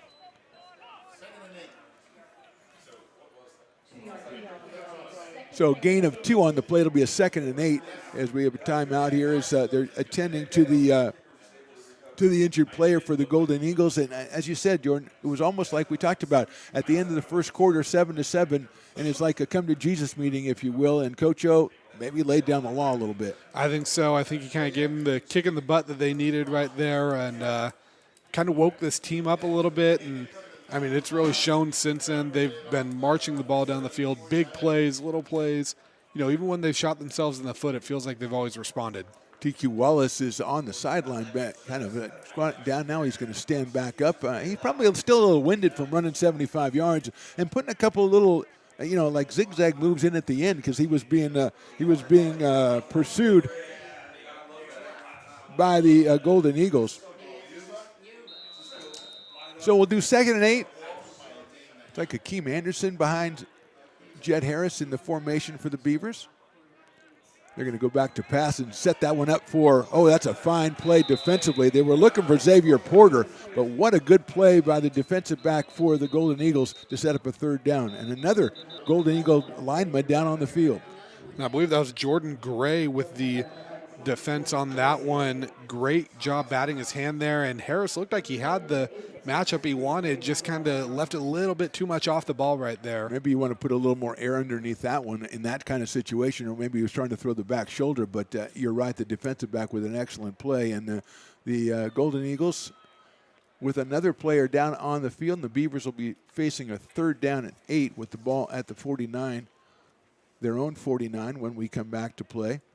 Beavers with a lead 20-7. They scored first on their first drive. Then the Golden Eagles scored right at the end of the first quarter on an end-around play to tie it. Beavers kind of had a couple of drives that were negated by penalties and suddenly got it going. A 14-yard pass from Harris to Anderson made it 14-7. Then a 75-yard run by TQ Wallace makes it 20-7. Extra point they went for 2, did not get it, and so that's where we are at 20-7. And we've got a replacement coming in for the Golden Eagles, and we'll go 3rd down and 8, ball on the 49. Well, looks like that was their starting middle linebacker there, so we'll see if maybe they try to run this one up at him. Let's see if they consider this maybe a 4-down situation here in the second quarter. Anderson in block, and there's pressure. He gets it over the middle, and that's another good defensive play. It was right on target to Jaden Anderson, but another nice play. I think that's the same one, Jordan, that made the play last time, Gray, and he did it again. Yeah, Jordan Gray again, the freshman out of Linwood, Washington, Meadowdale High School. That's a fun one to say, and 2 good plays by Gray right there. Kind of stalls this drive out for the Beavers and maybe kind of try to help flip that momentum back to Feather River side. Yeah, you get the onside kick, you get the momentum of doing that. You want to capitalize on that. Harris put the ball in good position twice in a row, but give credit to Gray for making the fine defensive plays and necessitating this punt by the Beavers. And Landon Richardson will do the honors, standing right now at his own 35-yard line. He'll get rid of it about the 38 or 40. Lays into that one. We're going to have a good bounce for the Beavers. They're going to shepherd that one down as far as it'll go, and it'll end up at the 13. So it wasn't exactly as cool as the catch by the lineman, but the Beavers with good field position and eventually take a couple of minutes off the clock and put the ball down at the 13-yard line. Yeah, and I think, even though you didn't get points out of the onside kick, I think in a way it's still kind of a win for the Beavers because one thing that went unsung when you get a 75-yard touchdown on the first play is that defense who's already winded has to go right back out there again. So you gave that defense a little bit of a rest, some time to regroup, and now this is a chance for them to kind of make their statement on this game. It's Michael Carnes back there. 1,250 yards passing and 230 yards rushing coming into the game. He's got Jackson behind him. He's got Memo Valdez to the right. He turns. He's going to hold on to it and hit Patterson in there, the tight end. For a nice gain, it'll get him up to about the 23 or 24-yard line, be just short of the first down. Second catch for Patterson today. Looks like they're starting to get Patterson involved a little bit more in this one. Why not 6'5", 240? Like you said, fam, a big boy out there, tough to take down. So it seems like a guy you'd want to get the ball in their hands a little bit, especially as I say our defense might be a little more tired. Give him a gain of 8 yards to go. Matt, give him 9. I think it's 2nd and 1 here. Ball is on the 23-yard line. That's a handoff to Jackson. He gets through the initial and hit by a couple of guys in the backfield, but he gets to the 30 before he's touched and drawn down about the 32-yard line. That's a first down for the Golden Eagles. And again, Jackson right now really just kind of showing why he has the stat line that he does on the season, kind of imposing his will on this game right now. Give him a 10-yard gain on that one to the 33-yard line. So first down as we go down to 6 minutes here in the first half. And the Beavers obviously want to keep the Golden Eagles off the board here at the end of the quarter. And they want to take at least a 2-touchdown lead into the locker room at halftime. Golden Eagles trying to change that. We've got Garnes split out to the right side. Jackson behind Kearns. Garnes in motion. And a handoff to Jackson again. Beavers stop him. Used a couple of the extra body theory there, Jordan, and just slowed him down until they can get enough guys to stop him. Yeah, and I think that's a key right here, too, is now you kind of got Feather River behind the sticks. And, we've noticed when they have the Beavers on their heels is when they really start making plays. But the moment they start kind of getting backed up a little bit, it feels like that's when they start to implode a little bit. So we'll see how the Beavers kind of keep it down on this one. Jackson will actually drop for a 1-yard loss, so 2nd and 11. Valdez out to right. Memo Valdez goes to the right, number 10. Almost time for another end around here, Jordan, as we've seen a couple of them here, and there's one in motion. This time they're going to call. I think we had another motion call against the Golden Eagles, and that's been something as we wait for the call to come down from the referee. Yeah, it's going to be, you've talked about it. You got a lot of guys moving around, and I know they've done it all season, but sometimes you get newer guys that come in and haven't played as much, and that time it just seemed like it was chaos almost. Yeah, it really does, and that, feels like not only the 4th procedural penalty we've seen, but 3rd or 4th time they've been already behind the sticks or at the line of scrimmage, or the original line of scrimmage, and then a penalty backs them up even further, so just self-inflicted errors here. Well, I don't know if that was going to be the end around, but that's the way it was shaping up to be. 2nd and 16, ball on the 27. Garn is in motion again, and they're going to get another. It looks like the same scenario we just saw. So whenever that guy goes in motion, he's doing something the referees don't like. Yeah, I was just thinking the same thing. If you're Feather River, you kind of need to talk to him and talk to the referees and be like, what is it that you're seeing that we can correct here or adjust here? Because it seems like there's some type of little motion that is upsetting them. And now you're right back to where you started this drive at. Yeah, that seems like the kind of thing where you say, well, we've been doing this all year, and no one's called it on us. And now all of a sudden I got flags flying. Valdez splits out to the right along with Patterson. Kearns with Jackson behind him. going to turn around. He's going to hand it off. No, he holds on to it. A good move. He goes out to the left side and is out of bounds at about the 30 or 31-yard line. That time I think he was going to give it to Jackson. Jackson was already tackled. Yeah, nice little job there by Kearns. Again, a good read on that one, and still kind of behind it, but now it gets you into – it's crazy to say 3rd and 12 is 3rd and manageable, but 3rd and a lot more manageable than what it would have been. Yeah, we'll give him 3rd and 11, but yeah, that's the second time that I don't know if it was the play caller, if it was just his judgment, but the second time he's pulled it out of Jackson's hands at the last moment and made something out of a play that would have been a loss. So 3rd and 11, 4:14 to go in the half, ball in the 32, and everybody's surprised by it. Kearns is going to run it. He throws a little flip pass, and the Beavers close in on it, and they're going to get it down. I think we had a flag coming out late. Let's see. As Kearns was taken by surprise by the snap, did a little short pass, and the Beavers dropped it at about the 36-yard line. Let's see what we have. Yeah, and there's a lot to unpack with that play. Yeah, there's a lot going on. They're really keeping us on our toes up here. Well, he threw the ball at the last moment, and I thought the flag came from the near side here, and I think maybe we're going to get a legal receiver downfield is the call. I think the Beavers will probably decline that and bring up a 4th down. The ball on the, let's see where they mark it. I think it's at the 35, the 36, the 37. Well, I mean, it's only 4th and 6. But punt formation, Chris Pozo going back to punt it for the Golden Eagles, and the Beavers are going to think about watching out for a fake because we have a couple of guys out here to the right side, the Gunners. Pozo gets it off. Nice kick, too. Handled by Anderson, and he's dropped almost immediately at the 30. That's an excellent play by number 23, Julian Hurtado Perez, who came down on special teams and dropped Jaden Anderson right where he caught it.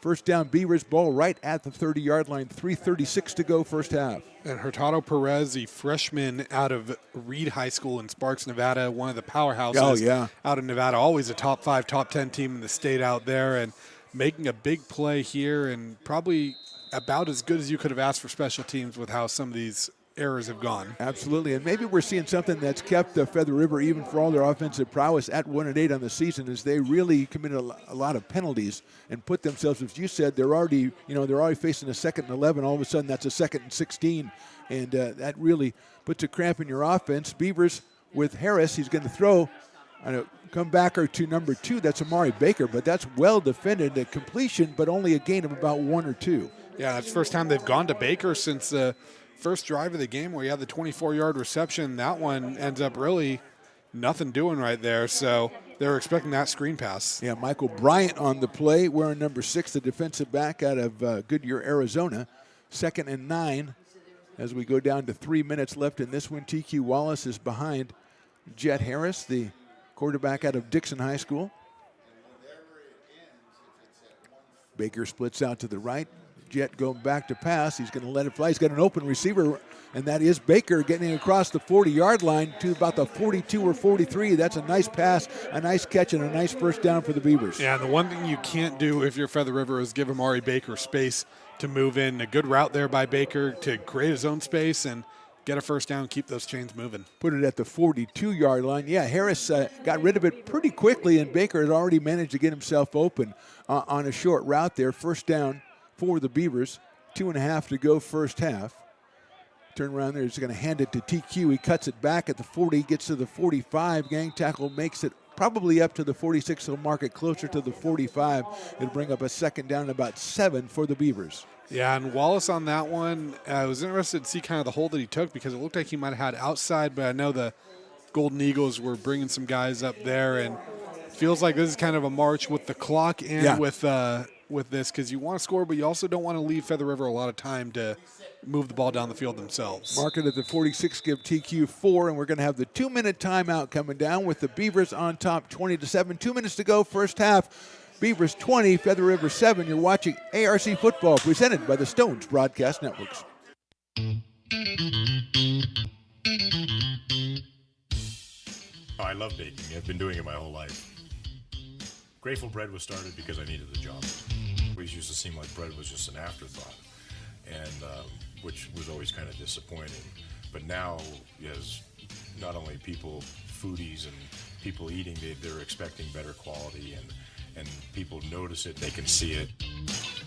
Lincoln Potters Baseball. Placer County's best-kept secret is back for another exciting summer at historic McBean Stadiums. Loaded with fun for the whole family, local beer, wine, and eats. Fireworks, giveaways, theme nights, kids zone, and more. Come join in the fun and enjoy small-town baseball with Major League Entertainment. Tickets on sale now at LincolnPotters.com. Lincoln Potters Baseball. Come on out and join in the fun. Back out to Beaver Stadium. 2 minutes to go. First half, Beavers on top 20-7. Mark the Phantom Low here with Jordan Georgeson. Stones McCoy on the sidelines. Riley the engineer and Chris the scoreboard operator up here working on the crew with us. We got 2nd and 6. Ball on the 46. TQ Wallace next to Jet Harris. He will go straight back to pass. He's got time. It's a screen pass coming to Correa, but it's closed down quickly and maybe a gain. Actually, no gain for the Beavers on the screen pass to Correa. Give credit to the Golden Eagles, set up a 3rd down and 7. Yeah, I think they sniffed that one out right away. I mean, it felt like kind of setting up for that screen pass and end up, it might have, like you said, no game, might have even been a loss. Yeah. And now for the Beavers, decision time because 1:35 left. You want to still be aggressive, but you don't want to give them the ball back with a chance to go down and score. Beavers send in motion. That is Jaden Anderson, who sets up on the left side. Here comes pressure. Harris gets rid of it. He's got a guy across the middle, but throws it too low, and it is incomplete. It looks like he was looking for Xavier Porter there, but Chris Stanley ends up getting tripped up. I don't know if their feet got tangled up. He wanted a flag because I think he thought he could have intercepted it, but it's going to be a punt instead. Actually, knocking him to the ground gave him a better chance at intercepting it because the ball was low. 1:17 to go, first half. Mentioned the Eagles with no timeouts left. A couple of those injuries, I think, cost them their timeouts. According to the scoreboard anyway, there's Landon Richardson's going to let it go. Gets his foot into that one. Nice. It's going to be a hitting at the 25. Rolls into the 20. Down inside the 15. The Beavers are playing the sidelines perfectly with the kicking game. That ball is marked down at the 11-yard line. 1st and 10, Golden Eagles. I mean, it's almost like watching a hitter that can, like, hit the ball down the foul lines in a way. You know, you start to think it's a lucky bounce with a football, but when you're doing it a couple times, it feels like it's on purpose. And what is it, though? Yeah, that's a good point. So we'll see how the Golden Eagles choose to play this one. 1st and 10 at their own 11. They put up a couple of good defensive stances here, even after it got to 20-7, Jordan, after the Beavers had the onside kick and then this latest possession. So the Golden Eagles coming up pretty well on defense. Kearns is out there with Jackson behind him. 2 right, 2 left for the wide receivers. 1:07 to go, first half.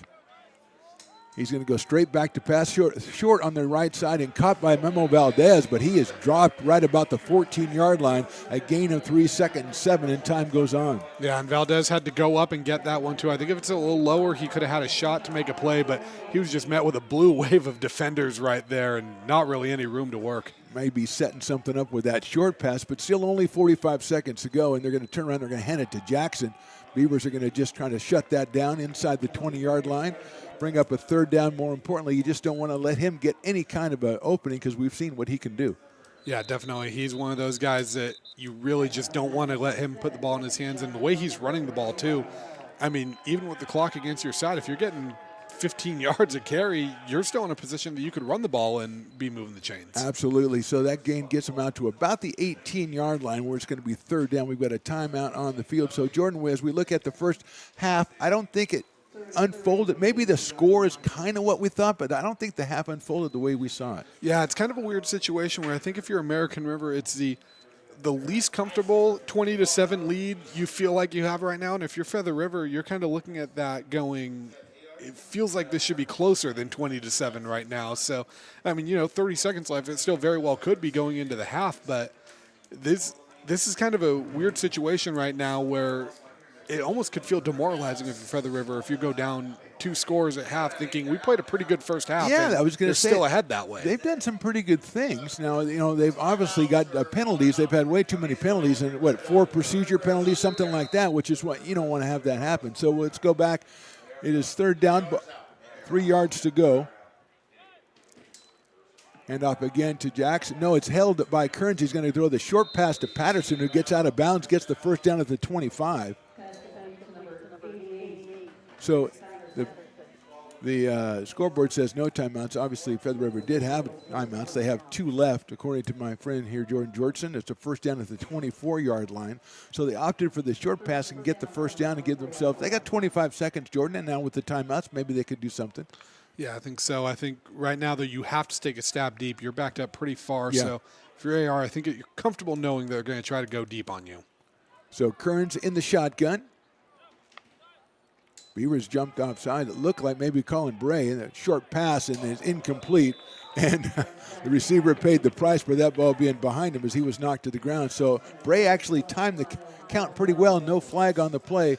It'll bring up 2nd and 10 ball in the 24. Yeah, and I think Edgar Montez got tunnel vision right there when he saw that ball going to him and maybe reminded them, don't throw it over the middle on me.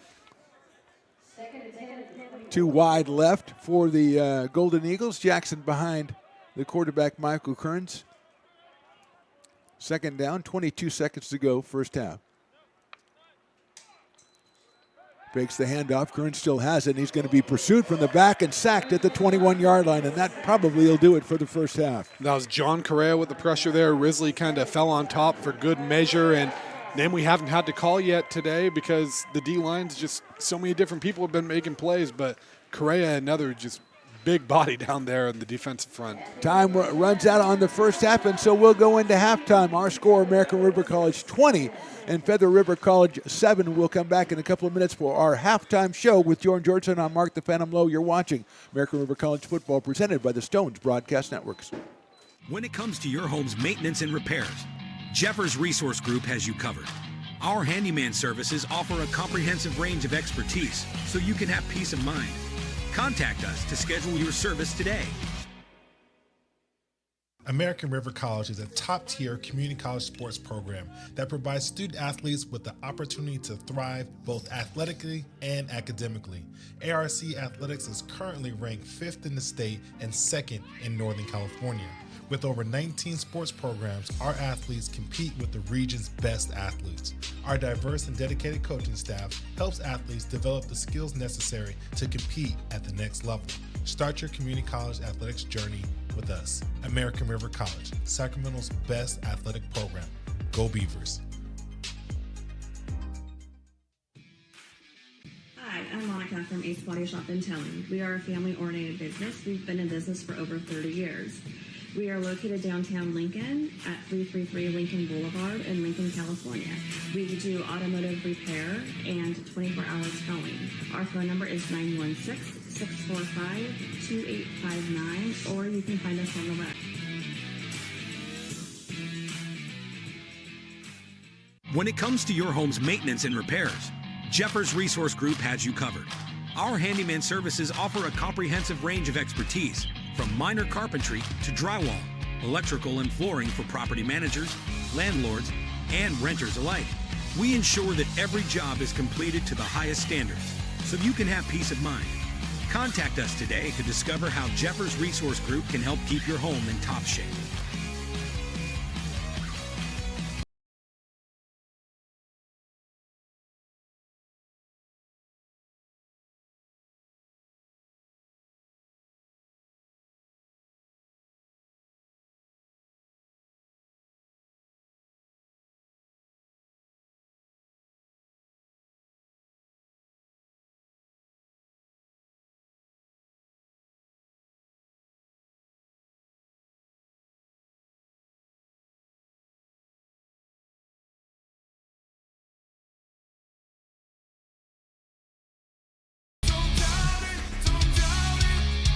Got dragged there, and I didn't. He's an actor. Oh crap! Who cares?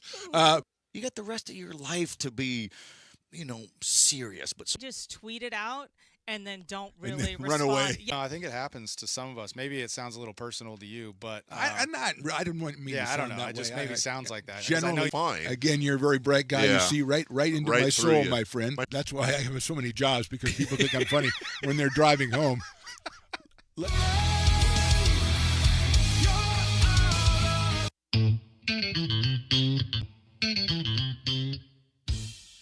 Oh, I love baking. I've been doing it my whole life. Grateful Bread was started because I needed the job. It always used to seem like bread was just an afterthought, and which was always kind of disappointing. But now, as not only people, foodies and people eating, they're expecting better quality, and people notice it, they can see it. Lincoln Potters Baseball. Placer County's best-kept secret is back for another exciting summer at historic McBean Stadiums. Loaded with fun for the whole family, local beer, wine, and eats. Fireworks, giveaways, theme nights, kids zone, and more.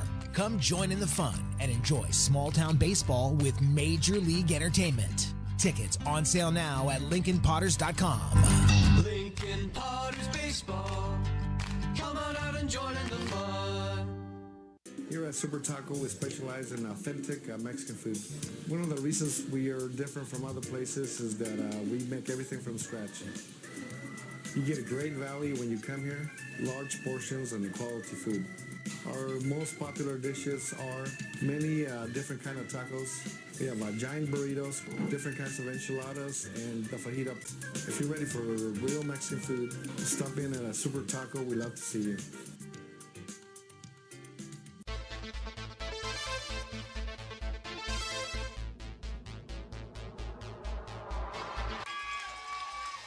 Pass flung on and missed. He got him on strikes at 86, the off-speeder. Bruno strikes out the...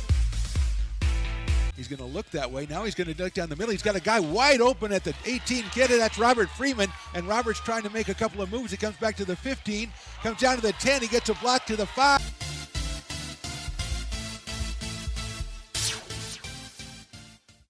When it comes to your home's maintenance and repairs, Jeffers Resource Group has you covered. Our handyman services offer a comprehensive range of expertise so you can have peace of mind. Contact us to schedule your service today. American River College is a top-tier community college sports program that provides student athletes with the opportunity to thrive both athletically and academically. ARC Athletics is currently ranked 5th in the state and 2nd in Northern California. With over 19 sports programs, our athletes compete with the region's best athletes. Our diverse and dedicated coaching staff helps athletes develop the skills necessary to compete at the next level.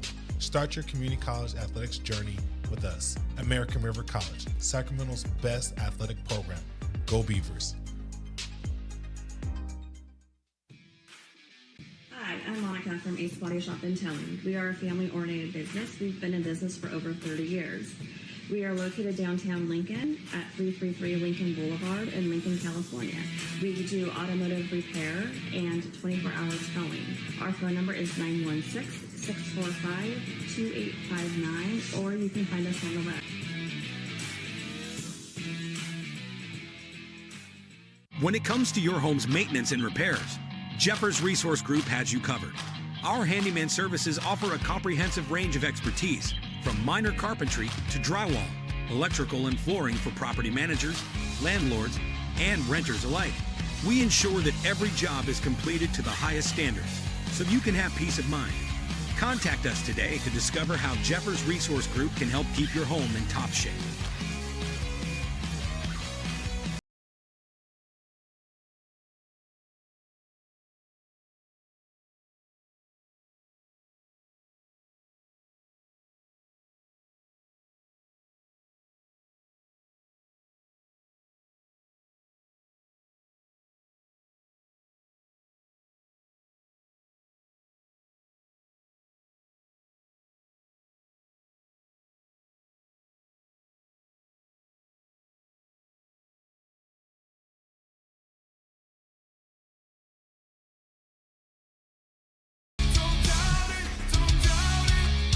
Got dragged there, and I didn't. He's an actor. Oh crap! Who cares? You got the rest of your life to be, serious. But Just tweet it out and then don't really run respond. away. Yeah. No, I think it happens to some of us. Maybe it sounds a little personal to you, but I'm not. I didn't want me. yeah, to I don't sound know. that It just way. maybe sounds like that. 'Cause Generally, fine. Again, you're a very bright guy. You Yeah. see right into Right my through soul, you. my friend. That's why I have so many jobs, because people think I'm funny when they're driving home.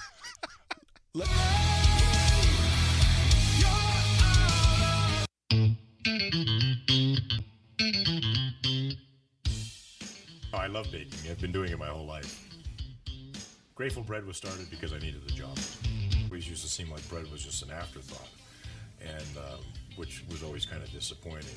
But now, as not only people, foodies and people eating, they're expecting better quality, and people notice it, they can see it.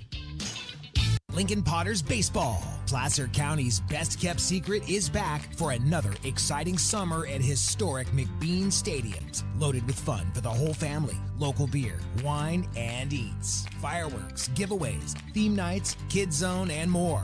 Come join in the fun and enjoy small-town baseball with Major League Entertainment. Tickets on sale now at LincolnPotters.com. Lincoln Potters Baseball. Come on out and join in the fun.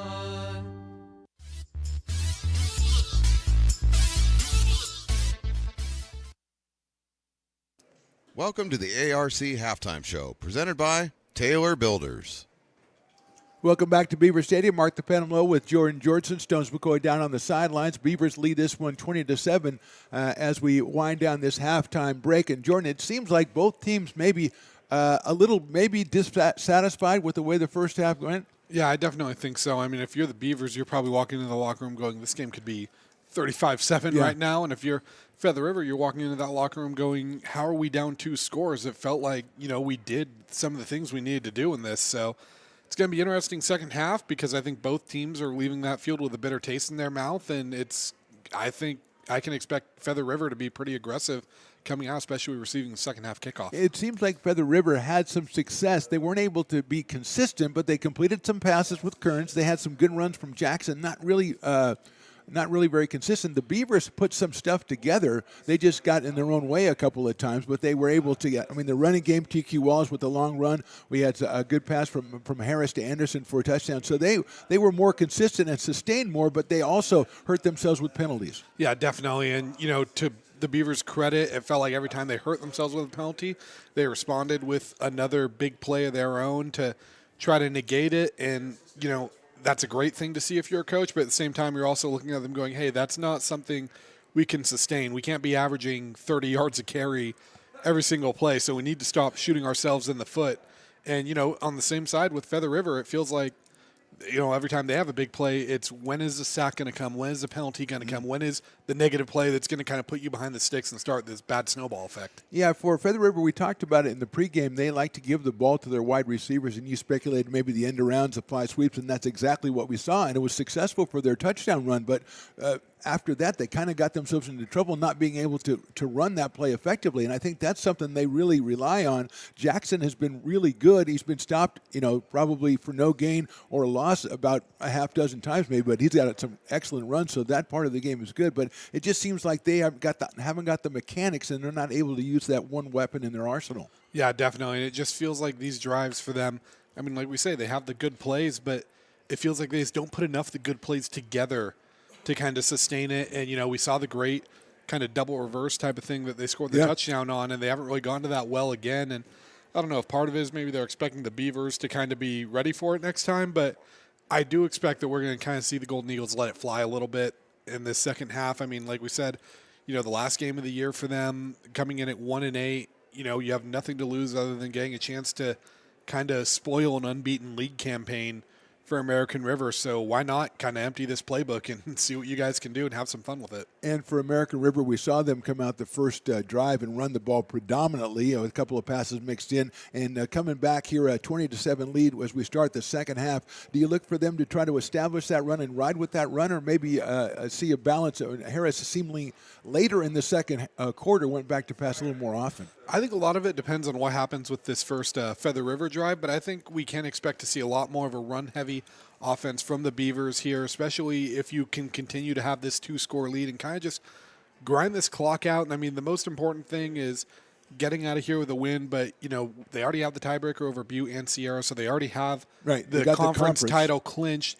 I think the biggest thing is finding a way to come out with a win, but come out healthy as well and just ready to go going into next week when, the postseason comes and any game can be your last. Yeah, without Elias Brown still manning a really good running game. Give credit obviously to TQ Wallace, but also give credit to that offensive line who's doing what they've done all year, which is open the holes for the running backs. Okay, that's a look at this first half. We'll come back after a short break and bring you the second half. Our score: American River 20 and Feather River 7. We're right back right after this on the Stones Broadcast Networks.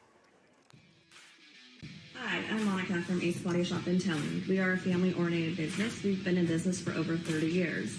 We are located downtown Lincoln at 333 Lincoln Boulevard in Lincoln, California.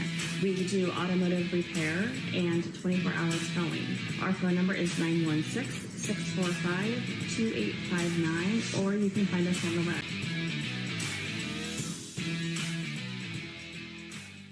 Here at Super Taco, we specialize in authentic Mexican food. One of the reasons we are different from other places is that we make everything from scratch. You get a great value when you come here, large portions and quality food. Our most popular dishes are many different kind of tacos. We have giant burritos, different kinds of enchiladas, and the fajita. If you're ready for real Mexican food, stop in at a Super Taco. We love to see you. When it comes to your home's maintenance and repairs, Jeffers Resource Group has you covered. Our handyman services offer a comprehensive range of expertise so you can have peace of mind. Contact us to schedule your service today. American River College is a top-tier community college sports program that provides student athletes with the opportunity to thrive both athletically and academically. ARC Athletics is currently ranked 5th in the state and 2nd in Northern California. With over 19 sports programs, our athletes compete with the region's best athletes. Our diverse and dedicated coaching staff helps athletes develop the skills necessary to compete at the next level. Start your community college athletics journey with us. American River College, Sacramento's best athletic program. Go Beavers. Hi, I'm Monica from Ace Body Shop in Telling. We are a family-oriented business. We've been in business for over 30 years. We are located downtown Lincoln at 333 Lincoln Boulevard in Lincoln, California. We do automotive repair and 24-hour towing. Our phone number is 916-645-2859, or you can find us on the web. When it comes to your home's maintenance and repairs, Jeffers Resource Group has you covered. Our handyman services offer a comprehensive range of expertise, from minor carpentry to drywall, electrical and flooring for property managers, landlords, and renters alike. We ensure that every job is completed to the highest standards, so you can have peace of mind. Contact us today to discover how Jeffers Resource Group can help keep your home in top shape.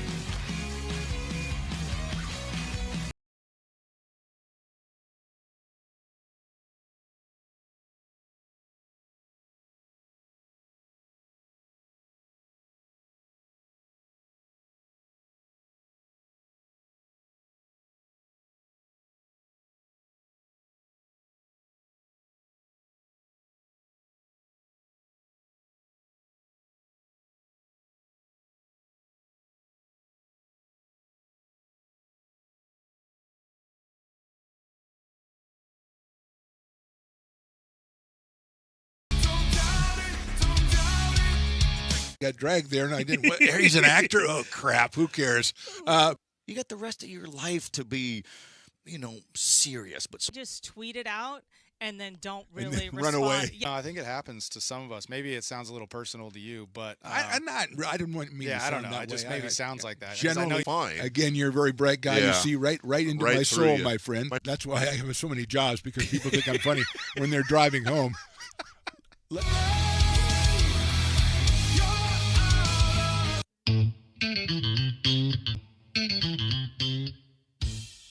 Oh, I love baking. I've been doing it my whole life.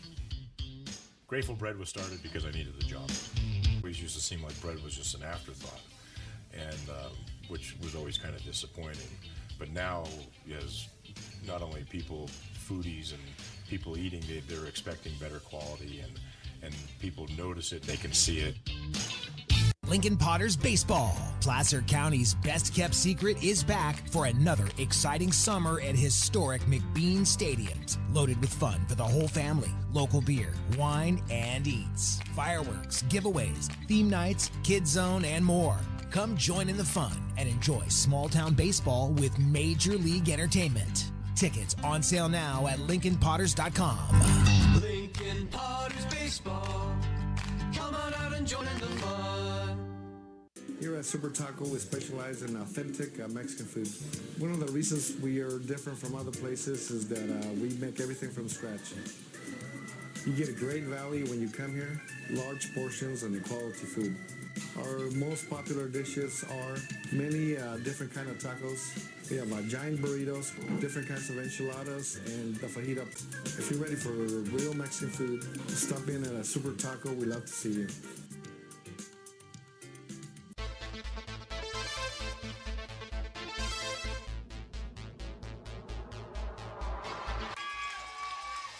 Pass flung on and missed. He got him on strikes at 86, the off-speeder. Bruno strikes out the... He's going to look that way. Now he's going to duck down the middle. He's got a guy wide open at the 18 kid. That's Robert Freeman. And Robert's trying to make a couple of moves. He comes back to the 15. Comes down to the 10. He gets a block to the 5.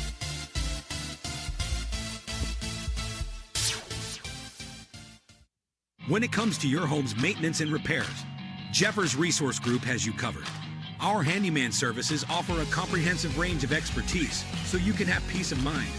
Contact us to schedule your service today. American River College is a top-tier community college sports program that provides student athletes with the opportunity to thrive both athletically and academically.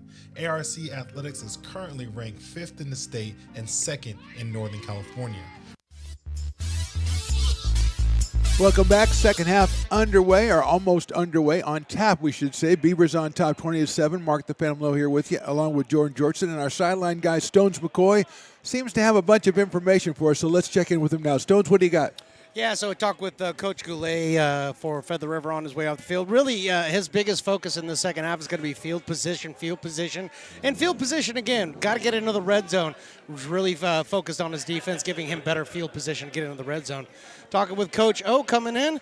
His focus is on this third quarter. He likes the way things have gone in the first half of this game, but he thinks this game can be won right here in the third quarter. So big focus on the defense and starting strong here. Go ahead. I'm sorry, I just wanted to check and see if there's any injury updates at all from the first half. Yeah, so going back over to the Feather River sideline, 57, Rylan Lopez came back in, actually re-aggravated that hammy, so it does not look like he'll be returning in the second half.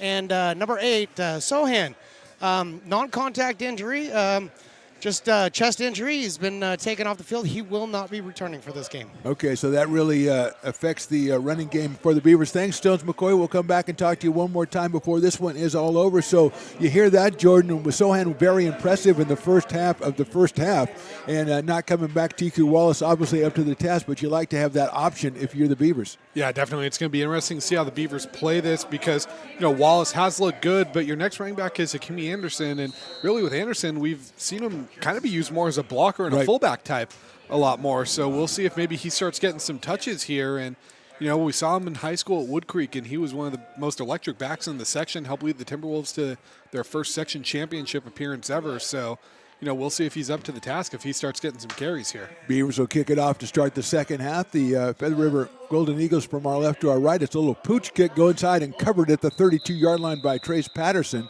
So Beavers has shown a little variety here the last game of the season, Jordan, on their kicking game. Yeah, definitely. And I think this is a game to kind of work on. Like we said, you have the conference title locked up already. You have the playoff spot locked up.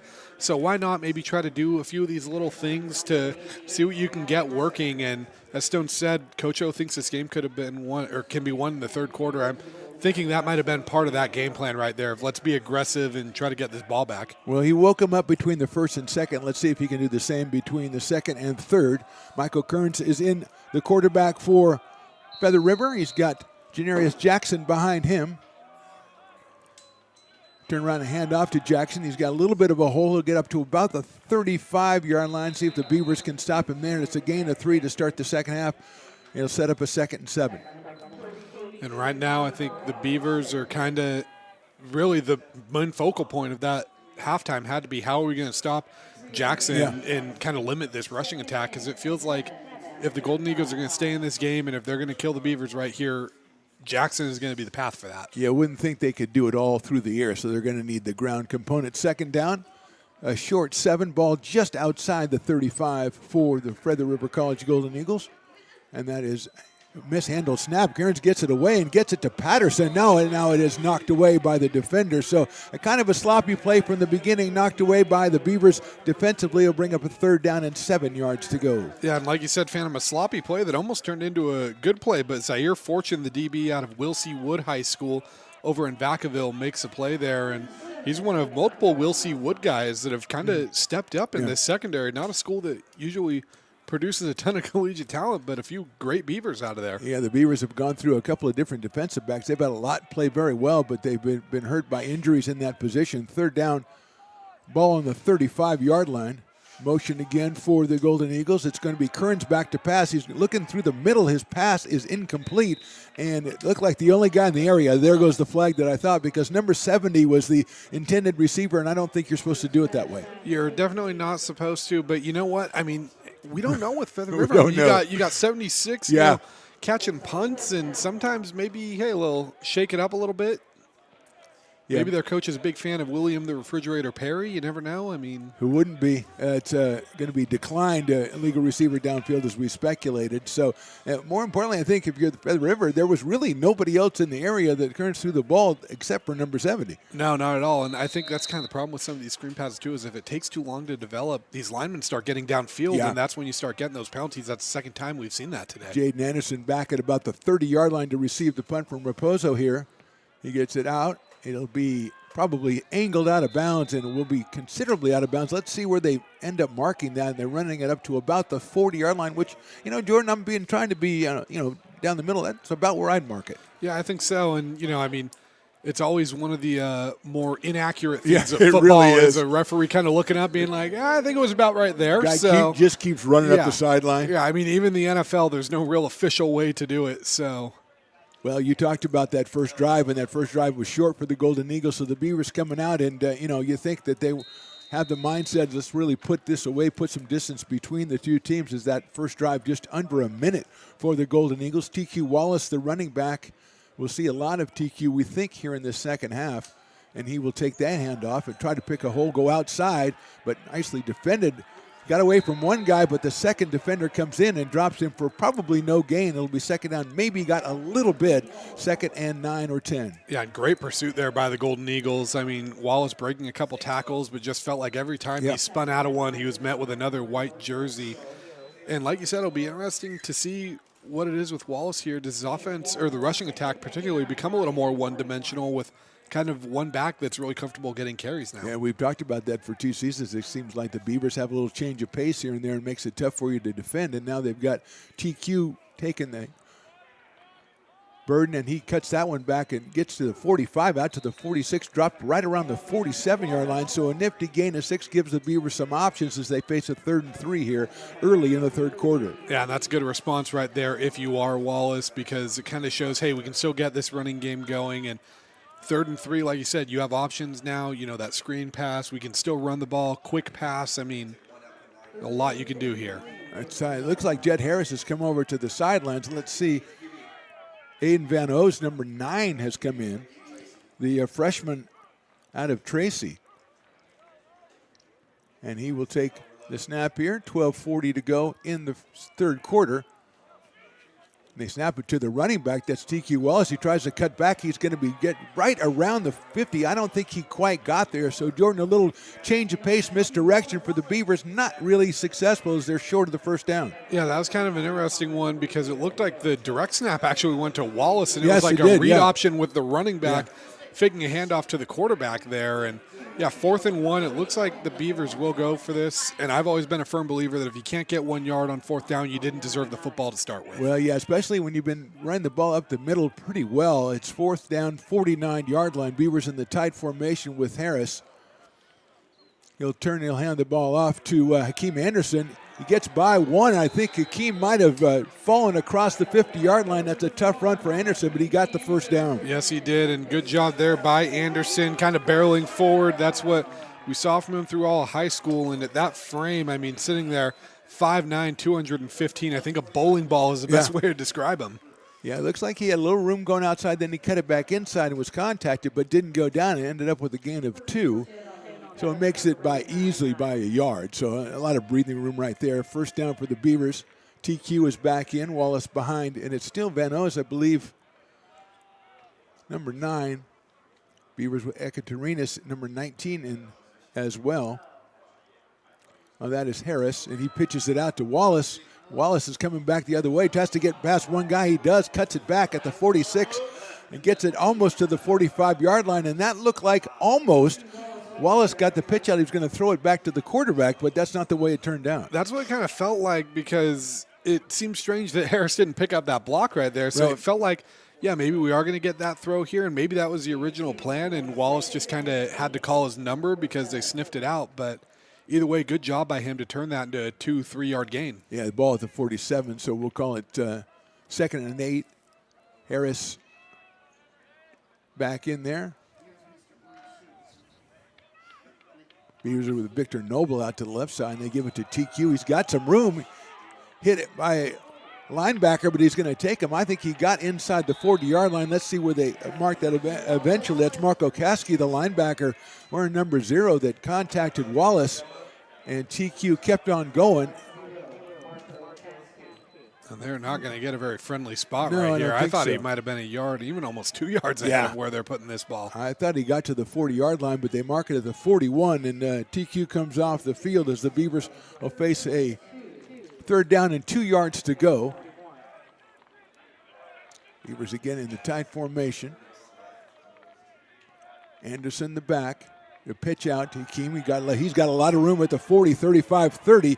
He is submarined and knocked down about the 28, but that's a nice design right there for the Beavers and a 1st down. Then Hakeem Anderson getting his feet wet in college now with a couple carries here and looking good so far. 2 carries, 15 yards for the bowling ball out of Wood Creek High School. I give him 14 yards on that play, and he had himself a lot of room to move, and he made the most of it. 1st down for the Beavers, 27-yard line. A.J. Fast comes in the tight end. Beavers are going to split a wide receiver to the right. Ekaterinas is in the slot. Anderson still behind Jet Harris. Now he moves up to his left side. 9 minutes, 20 seconds to go. Harris back to pass. He's going to look across the middle, and he's going to set it out. And looking up and looking around was Victor Noble, and he was open. He just had no idea where the ball was coming from. Yeah, and if you look at where the shadows are leaning and look at where that ball came from, I think that one got lost right in the sun. And, if you're Victor Noble, you say, hey, look, same thing happened to CeeDee Lamb last week. It can happen to anyone. It looked like maybe the Harris thought there was going to be a throw to the pylon when he threw it up there, and Noble kind of took the seam down the right side. So a little miscommunication perhaps. 2nd down. Ball on the 27-yard line. TQ Wallace returns. Pressure shown by the Golden Eagles. TQ will take it right up the middle, and he'll be hit at the 22 and keep going down to the 20-yard line. And the fact that they were showing pressure, Jordan, almost spread them too thin across the front line, and TQ almost punched that one through. Yeah, and Wallace also showed off his power right there, putting his shoulder down in that one. And great run there by what I heard someone in the press box call Mr. Orange Shoes, which I think is probably the nickname he dreamt about having as he grew up. I gave him that nickname 2 weeks ago. I called him TQ Orange Shoes Johnson. Or Wallace. People in the games I'm not here? Yeah. Well, I rename people a lot, but there he goes, Orange Shoes again. Trying to get outside. Avoids one tackle. Rides the block to the 15. Knocked out at about the 10-yard line. So Orange Shoe, I forgot I gave him that nickname, but now it's all coming back to me. Another 1st down as Wallace continues over 100 yards rushing on the day for the Beavers. Yeah, big day for him. I mean, Wallace has really kind of shown that he can be a back that can handle the workload. And if you're Coach O going into the postseason, knowing you're going to be getting Brown back soon, it's got to make you feel good knowing that we have a few different backs now that we can turn to and feel confident moving forward. Well, it's something we saw last year when it was the Fab Four. And all 4 were getting a lot of carries. And this year it's kind of growing into that with Anderson maybe coming in at number 4. Van O's comes back in, it looks like. We're in number 9. Wallace gets the snap, fakes it to the quarterback, and runs around the left end. Great block by Baker. Springs him, and he is knocked out right about the 1-yard line. Amari Baker comes in from the left end position, throws a great block, and Wallace will get it all the way down to the 1, a gain of 8. And a great hit there by Aiden Hall, too, the freshman out of Spanish Springs High School on the D-line. 6'4", 245, a big boy in there, number 42. And, yeah, Hall, I mean, saves a touchdown. And, you know, it could be one of those that feels kind of fruitless effort, but at the same time, if this turns into a field goal or a stop, that could be a play that you look back on in this game. You never know. Harris comes back in. Hakeem Anderson also back in. Beavers in the tight formation. Anderson gets the handoff, tries to punch it up the middle, and makes the dive, and he is in for the touchdown. Hakeem Anderson scores from 1 yard out, and the Beavers take a 26-7 lead pending the extra point by Cam Smith. And if you're Coach O, that is exactly how you wanted to start the second half. You end up getting a stop, and then you come out here and you make this now a 3-score game, and this just feels like one of those backbreaker drives, and we've seen there be a snowball effect, and that feels like one that can start this. Smith will try to put it through to give the Beavers the 20-point lead, and then I'm sure they're going to get some talking on the sidelines about let's stop them this one next drive and really put some space between us.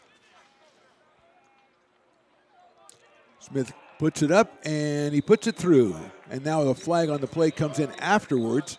We'll see what the call is here, but for the moment, it's a 27-7 ball game.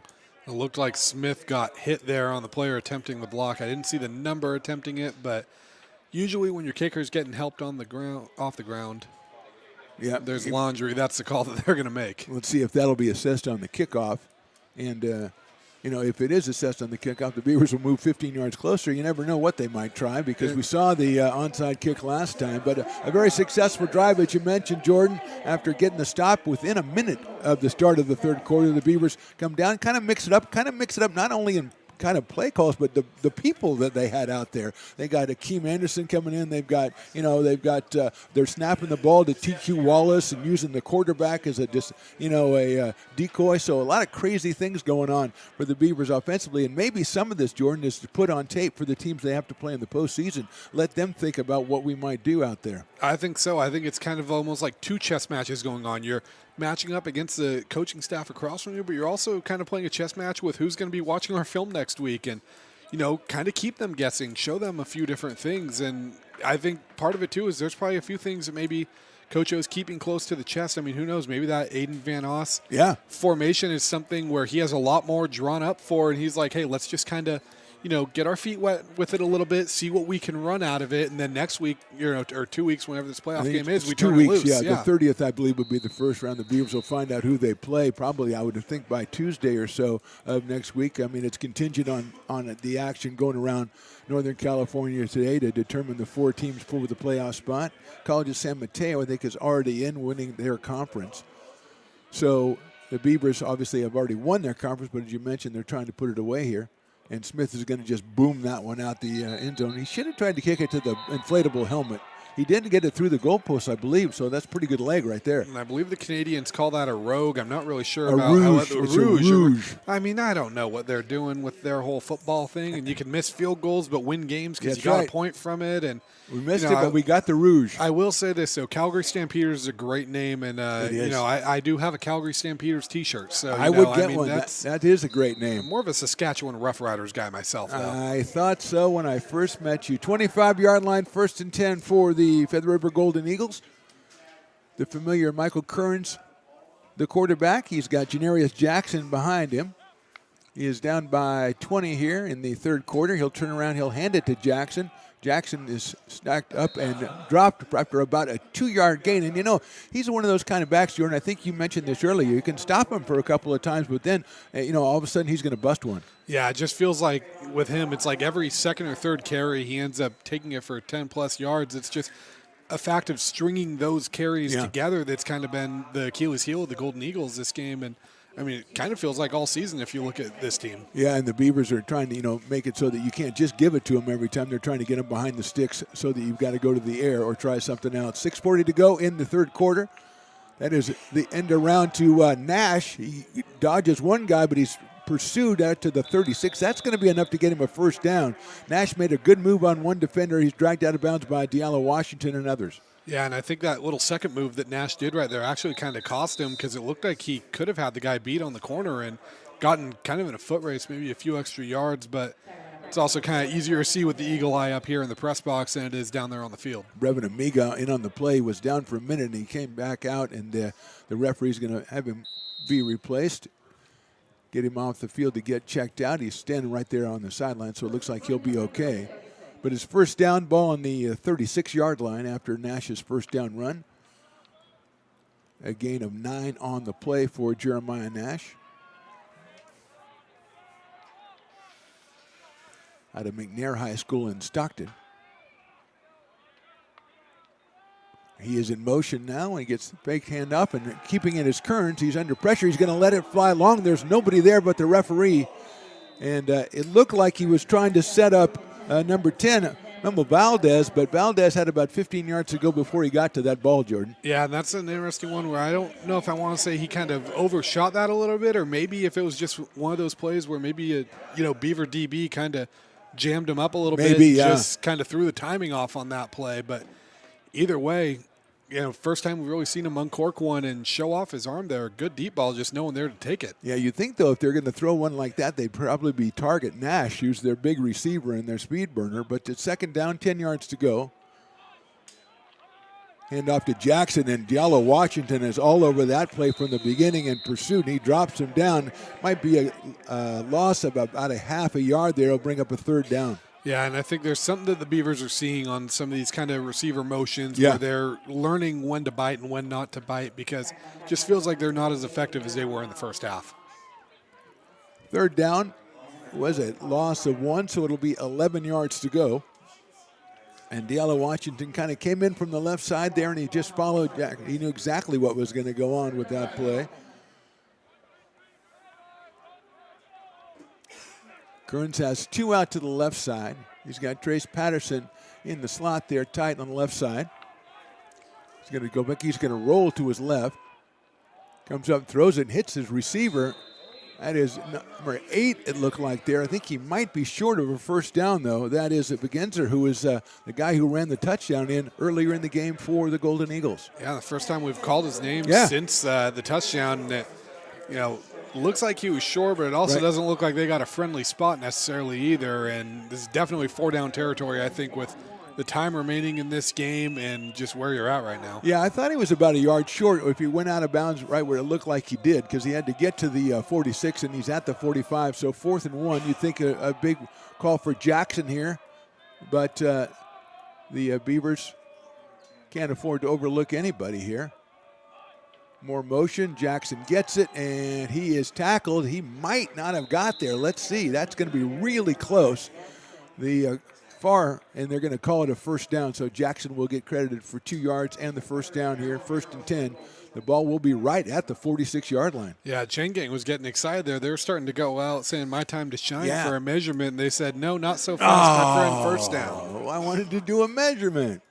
If you're a Chain Gang and you don't get to do a measurement, were you really a Chain Gang? They say it doesn't even count. I don't believe it does. I'm sure you still get, massive paychecks and stuff, though. They get paid by the measurement. They do. Oh, my gosh, that's too bad. I'm glad that's not true in real life. 4 minutes to go, third quarter. Nash in motion.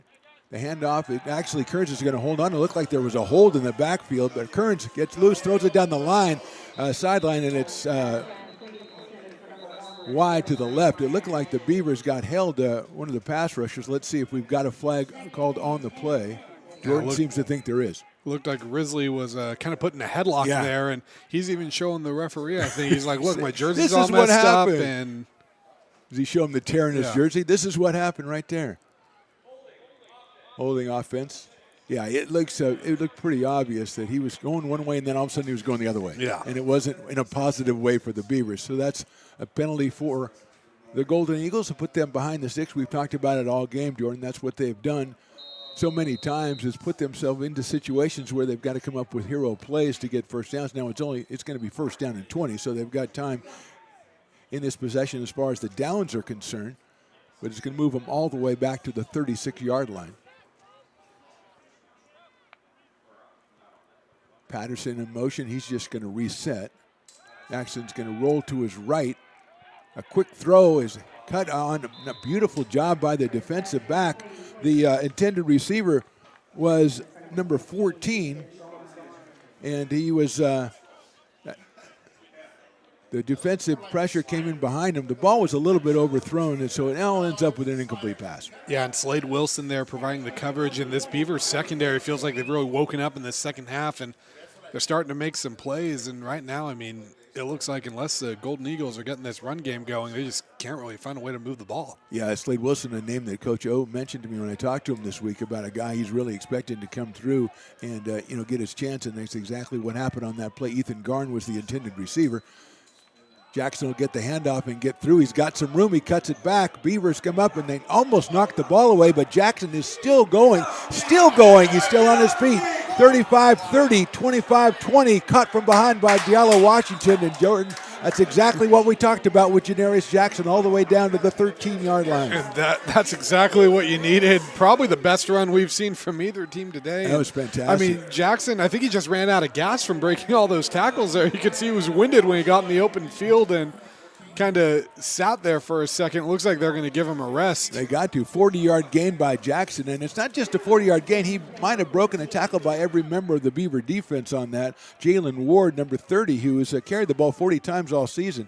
So he is over 4 yards a carry. He'll come in and spell Mr. Jackson here. First down, ball on the 14. Kearns is looking to pass. Now he's rolling out to his right. Pressure by the Beavers. He'll throw that one away. Beavers almost knock it away. And he didn't really throw it away. He had a receiver, Patterson, down on about the 3-yard line. Tremendous defensive play by the Beavers, number 25, Jonah Ardoin. We've said his name today more, I think, than we have all season, Jordan. Yeah, we definitely have. And, good job there by him kind of being there. And that was, another coverage incompletion. Good pressure there by Correa, too. A name that was kind of quiet in that first half until that last drive of the half where I think he had 3 tackles and a sack. So feels like this Beavers defensive playmakers are kind of starting to wake up. Second down, ball on the 14. Ward still the running back behind Kearns. Going to look to his left. The throw is a back shoulder throw and a little bit too far behind the intended receiver. And that will bring up a third down. Kyle Valdez, the intended receiver on that one. Third down, ball on the 14. Yeah, and I think the Golden Eagles are trying to get them guessing a little bit with some different formations. But again, 3rd and 10 now. We see Jackson come back in. Sure. This is a big third down here because at this point now, 2:55 left in third. Everything's 4-down territory when you're down 3 scores. Yeah, and it seems like if you don't have Jackson in the game, if you're the Beavers defense, you're not really honoring the run at all. So I mean, it's a situation where Kearns, when he doesn't have Jackson, the Beavers expect him to pass. And now it's 3rd down and 10 yards to go. Again, 4-down territory, so not necessarily have to be a pass here, especially with Jackson in the backfield. Back to pass. He's looking for Jackson in the flat, and I think he was defended, and it's going to be a penalty on the Beavers. Yeah, I don't think it was catchable, but the defender, number 47, came into it and did not turn around. Edgar Montez that. He's trying to plead his case, but I don't think he has much of one, and I think it's fallen on deaf ears here. He didn't have it really a look at the ball, didn't turn his head, and the ball might have been uncatchable, but Montez went straight into the intended receiver, who was Jackson, and it's set down the ball on the 2-yard line now, 1st and 10, 1st and goal for the Feather River Golden Eagles, 2:49 to go, third quarter. And 9 out of 10 times, if a receiver ends up on the ground and you don't turn your head, even if it's uncatchable, they're going to throw that flag. Exactly, and that's another play that the Beavers, shoot themselves in the foot as they have stopped the offense, and they give them another chance. Hand off to Jackson up the middle, and he's pushing the pile. I think they're going to call him short. No, he is going to get the touchdown. A 2-yard run by Janarius Jackson, and all of a sudden it's a little bit too close for the Beavers. It's now 27-13 ARC. Yeah, and once again, the Beavers kind of self-inflicted wounds right there. Had a path to get off the field because I think they would have still gone for it on the 4th down. Exactly. But you just gift them a first down with 2 yards to go and kind of reopen their playbook for them. So Raposo, the extra point try here to try to make it a 27-14 game. He is 27 out of 30 on the extra points, and that one looks like it's going to be 28 out of 31. So the Feather River Golden Eagles, in a time it looked like the Beavers were getting out of touch, the Golden Eagles come back, put together a nice drive of 75 yards, and they will put 7 points up on the board, and with 2:43 to go, we still have a ball game, 27-14 Beavers. And this is kind of something we've seen with the Beavers where teams just kind of I want to say they won't put them away, or if it was they'll let them hang around, or I mean that I feel like that takes away credit from Feather River, who's just finding ways to stick around in this game no matter what. And this is kind of one of those things where it's gut check time in a way for the Beavers of, hey, how are you going to go respond to this and put a team away that you feel like you should be beating by more. And you and I talked about this as far in the pregame show about the skill and skill in community college football. And when you see a guy like Jackson with a 40-yard run in which he bounced off at least a half a dozen Beavers defenders, you see that kind of skill. This is a guy who's going to be playing at a 4-year college in the future. So Rosa will do the kicking off for the Golden Eagles. Beavers are to our right, going right to left. Wallace is back. That one is a short kick. Wallace is going to come up about the 8 or 9 yard line. He'll come up to the 20, left side again, 25-30. Tries to cut it back, 35, and he's rolled over at the 40, and that's been a real strong thing. Let's see if we got a little bit of altercation out there. Everybody's going to extricate themselves peacefully without a yellow flag, so that's good. Jordan TQ Wallace, part of a really good return game for the Beavers today. Yeah, he really is. He's kind of doing it all today. I mean, I think the only thing we haven't seen him do yet is catch a pass, and he's just looked solid out there today, and Wallace just kind of doing it all. Yeah, he's taking the snap from center. He's run the ball. He's, got the 75-yard touchdown run. He's returning kicks. He's doing it all. So Jet Harris is back at quarterback for the Beavers. As we wind down, 2:35 to go in the third quarter, 27-14. Fake to TQ Wallace. Harris has time, but now he's under pressure. He lets it fly, and it is, was it caught out there? The receiver is making the caught motion as he lays on the ground, so I've got to give him a catch, Jordan. Yeah, I think so. I mean, are you going to find a receiver alive today that's going to say, hey, ref, I dropped that one actually, but it looked like actually Correa was the first read there, and then Baker found a way to get himself open, and he was 5 yards down the field, so happy accident there for Harris. Well, what I mean is he was knocked out of bounds, and he was on his back, and he was making the catch thing, like he wanted to let the ref know, I caught it before they knocked me out of bounds. A big first down play for the Beavers, and they have the ball at the 47-yard line of the Golden Eagles.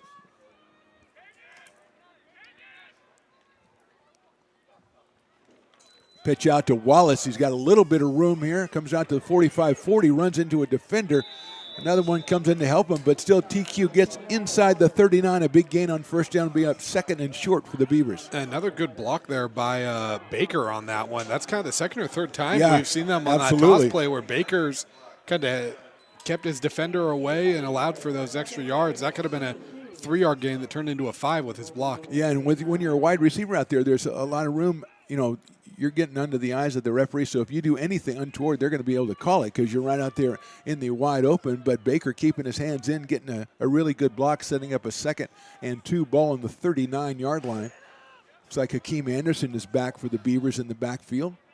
He has a touchdown. This one, Harris goes straight back to pass. He's got time. He's got a guy, and he overthrows Baker, and I think we're going to get a penalty called, and the defender thinks it's going to be against Baker. Let's see what the call is.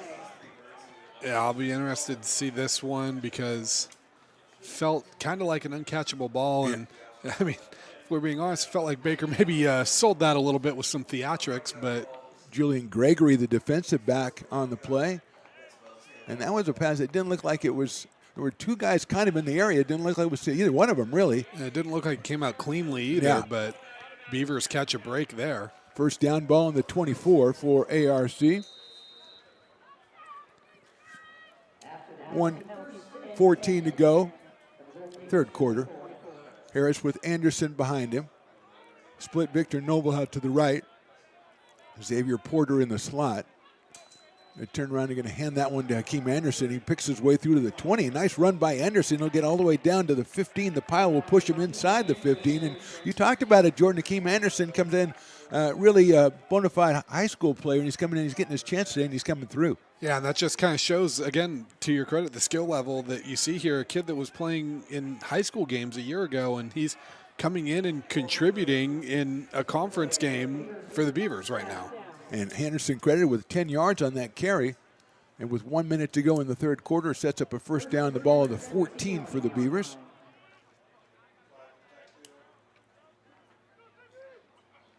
TQ Wallace is back in. He swings out of the backfield. Harris has a lot of time. He lets it fly to TQ. He might have had Correa open in the end zone. He picked TQ Wallace at the goal line. It was a little too high, and uncatchable. Second down and 10 at the 14. Yeah, and Wallace still almost got that in with one-handed. I think he might have heard us saying he hadn't caught a pass yet, but comes in, like you said, I think he had another guy open, but went with Wallace, and thankfully it just falls incomplete, and you live to fight another down. Well, down near the goal line, you don't usually wait for it's not really the wheel route from the running back. You usually try to hit him quickly and give him a little bit of room. So second down, TQ still in the game behind Jet Harris. He'll hand it to TQ. He tries to kick it out to the right side. Going to have to outrun one defender. He does. 10-5, cuts it back. He is in the end zone. Touchdown, Beavers. TQ Wallace. This is a coming out party for TQ Orange Shoes Wallace today, Jordan. The big day for Orange Shoes. I mean, you got to think if he had something like blue shoes, red shoes, he wouldn't be putting together a No, there's no like way. This. I mean, no way. It's the Orange Shoes, and great run there by Wallace. And again, you kind of get that touchdown back. And again, we see the Beavers get punched in the mouth and punch right back. And the one thing is, Wallace, a kind of a scat back, if you will, but he took a hit inside the 5-yard line and bounced right off to get into the end zone. And he's done that a couple of times here today, showing the toughness out of TQ Wallace, out of Franklin High School. And Cam Smith on to put on, hopefully, the 34th point of the afternoon for the American River College Beavers. No, they're going to fake it. And the holder goes right in. That's Julian Vasquez. And he said, I don't know when that one was called, but he was going to go in. He had Cam Smith the option to Jordan. He had a lot of options, but he had nobody in his way. And wide open for him to just trot in for that one. And again, that's big because that turns it into 35-14, makes it back to a 21-point game now. That's right. They make up for that one they tried earlier when it didn't quite work, when he tried to throw it to Risley. And they'll still talk about that one in the future. But that time, Vasquez just took it and ran it in himself. He is the freshman out of Folsom High School. And he makes it 35-14. Scoreboard operator just says, hey, giving more than 1 point for an extra point, the scoreboard operator just doesn't care for that. It's called an extra point, not extra points. Exactly. And so he goes, read the rule book. It says point, not points. But we tell me how grammar works? I mean, I think I can't. You're a big writer guy. Well, some say. Some say. I do want to mention, a couple of things. We'll wait. I do want to mention that you wrote an article about a kid out of 12 Bridges High School the other day that was in the Journal and online, and it was a tremendous article you wrote. Connor Flaherty was his name. Yes. Just a fantastic article. Thank you. He was a kid who lost his stepfather when he was 10 years old or something like that, and it's just a really good story. Check it out online, Auburn Journal, or just find Jordan on Twitter and read it. He posted it there for you. That kick is going to roll out of bounds. Finally, the luck runs out, Jordan. The football gods were not on his side on that one. Couldn't keep it in bounds, and that'll end up at the 35-yard line. Also want to mention our buddy Joe Davidson being named to the California High School Football Hall of Fame, I believe it was.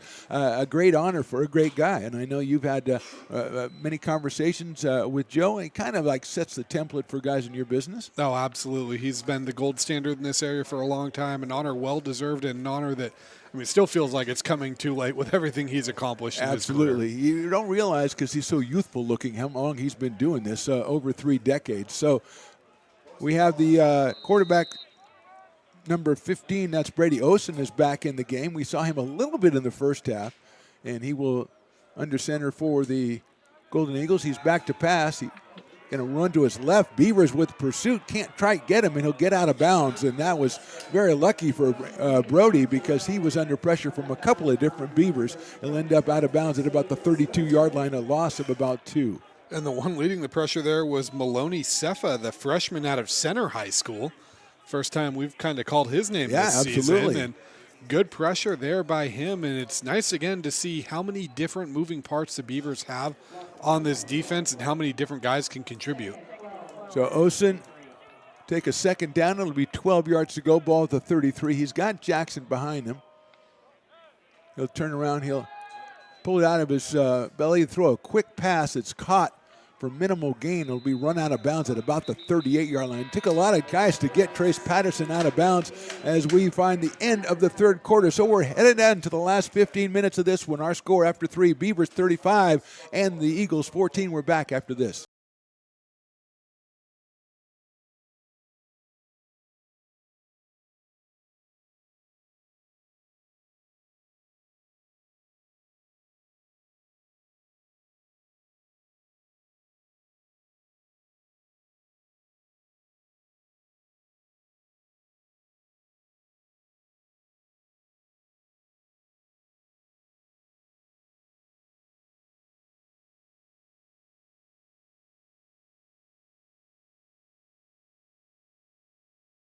Potters Baseball. Placer County's best-kept secret is back for another exciting summer at historic McBean Stadiums. Loaded with fun for the whole family, local beer, wine, and eats. Fireworks, giveaways, theme nights, kids zone, and more.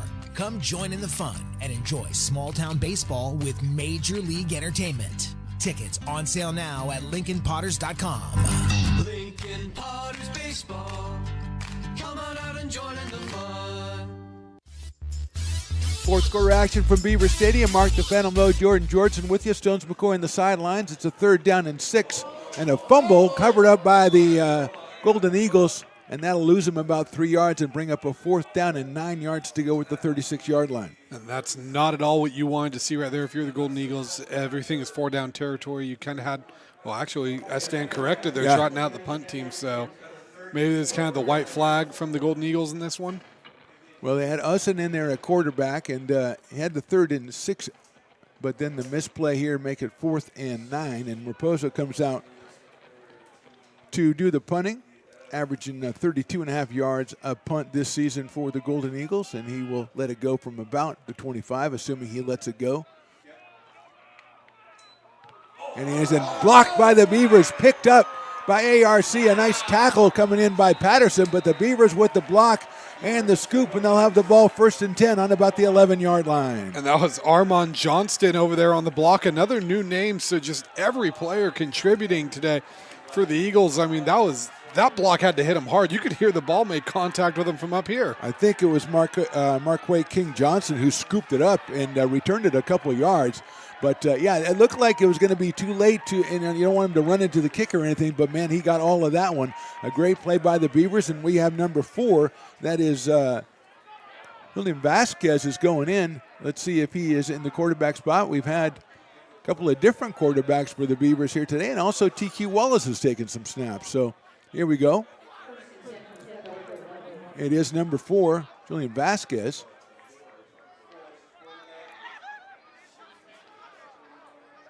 And that snap is over his head. He's going to try to cover it. He does. Turns around at the 20, and he's going to be tackled for a loss of about 10, and it goes a little bit too extreme. And I think the Golden Eagles are going to lose whatever gains they made on that play with the penalty after the whistle. Yeah, and again, just kind of an unnecessary penalty right there for it. I know it's hard as a defender to kind of reel in when you're already driving the guy back, and sometimes you don't always hear those whistles, but you just got to find a way to reel it in, because now a negative play basically gets negated by that. Absolutely. Akeem Anderson is in. It looks like Noble and Porter come in as the wide receivers. Let's see who the quarterback is as we actually march off this penalty. And it is Vasquez still. Kind of tough on your first snap as the ball flies over your head by about 5 feet, and you come back and try to pick it up, and you look up and there's 4 guys in your way. So not a great way to start your day.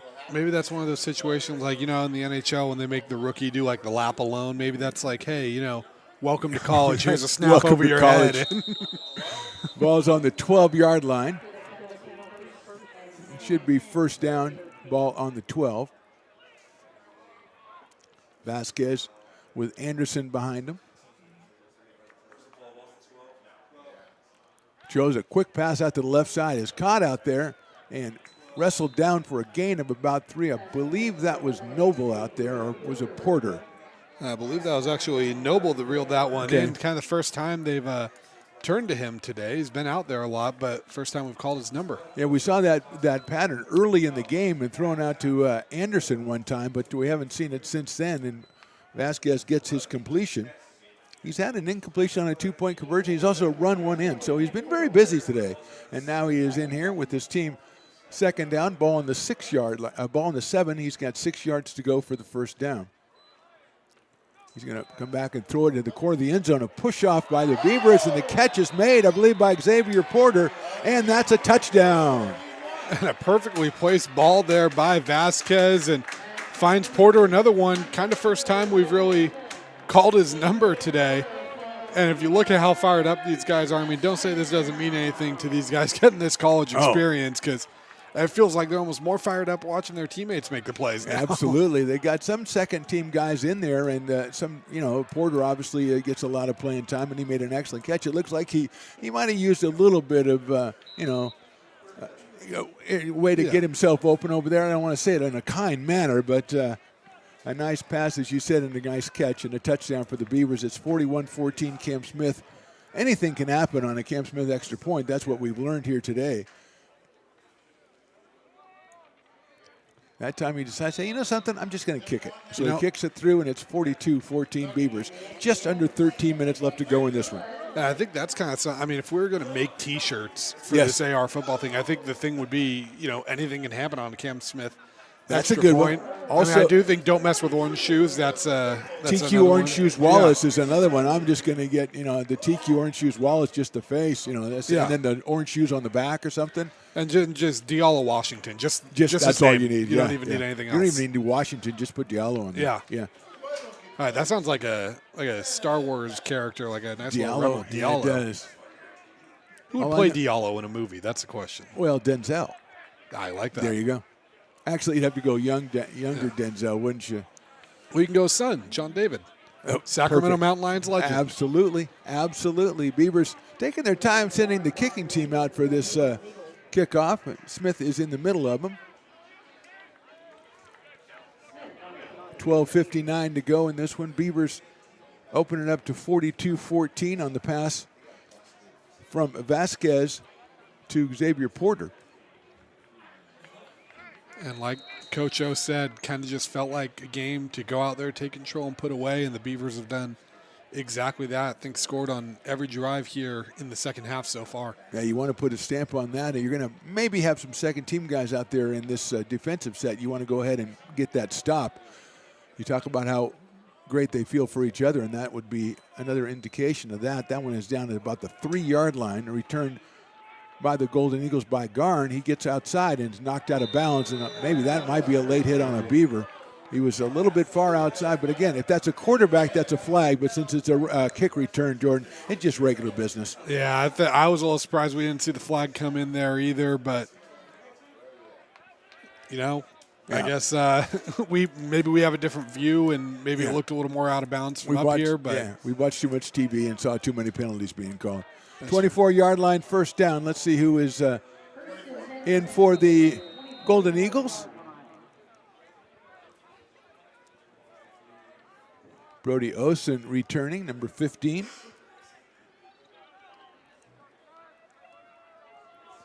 First down, ball on the 24. Pitches it out to the right to Jackson, trying to get himself some room, and he's got some. He's got one guy to beat. He runs him over and is out of bounds at about the 40-yard line, 42, a gain of about 18 yards for Jackson. I do love the mentality Jackson plays with. Is he just says, hey, if you're in my way, I'm just going to actually run you over and push you down. And, you don't always see running backs kind of like that. But with Jackson, he's framed 6'1", 220 pounds. He's a special player. And, as long as he's on the field, the Golden Eagles are a threat to score on any play. Yeah, give him a gain of 16. Yeah, that's one of the times we've seen him with the most space he's had all day. Usually he's making the best of what he's got. That time he had a lot of room to move. First down, ball 40.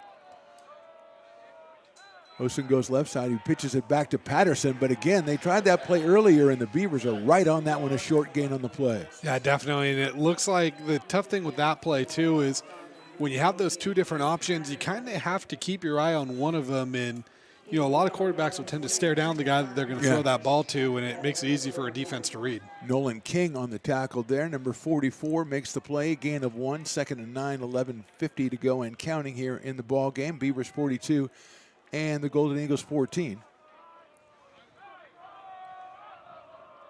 Jackson behind Osen. Motion again, turn around the handoff to Janarius Jackson. No, he pulls it back out and hits Patterson on a short pass. A nice play by the Golden Eagles will take him inside Beaver territory down to about the 45-yard line.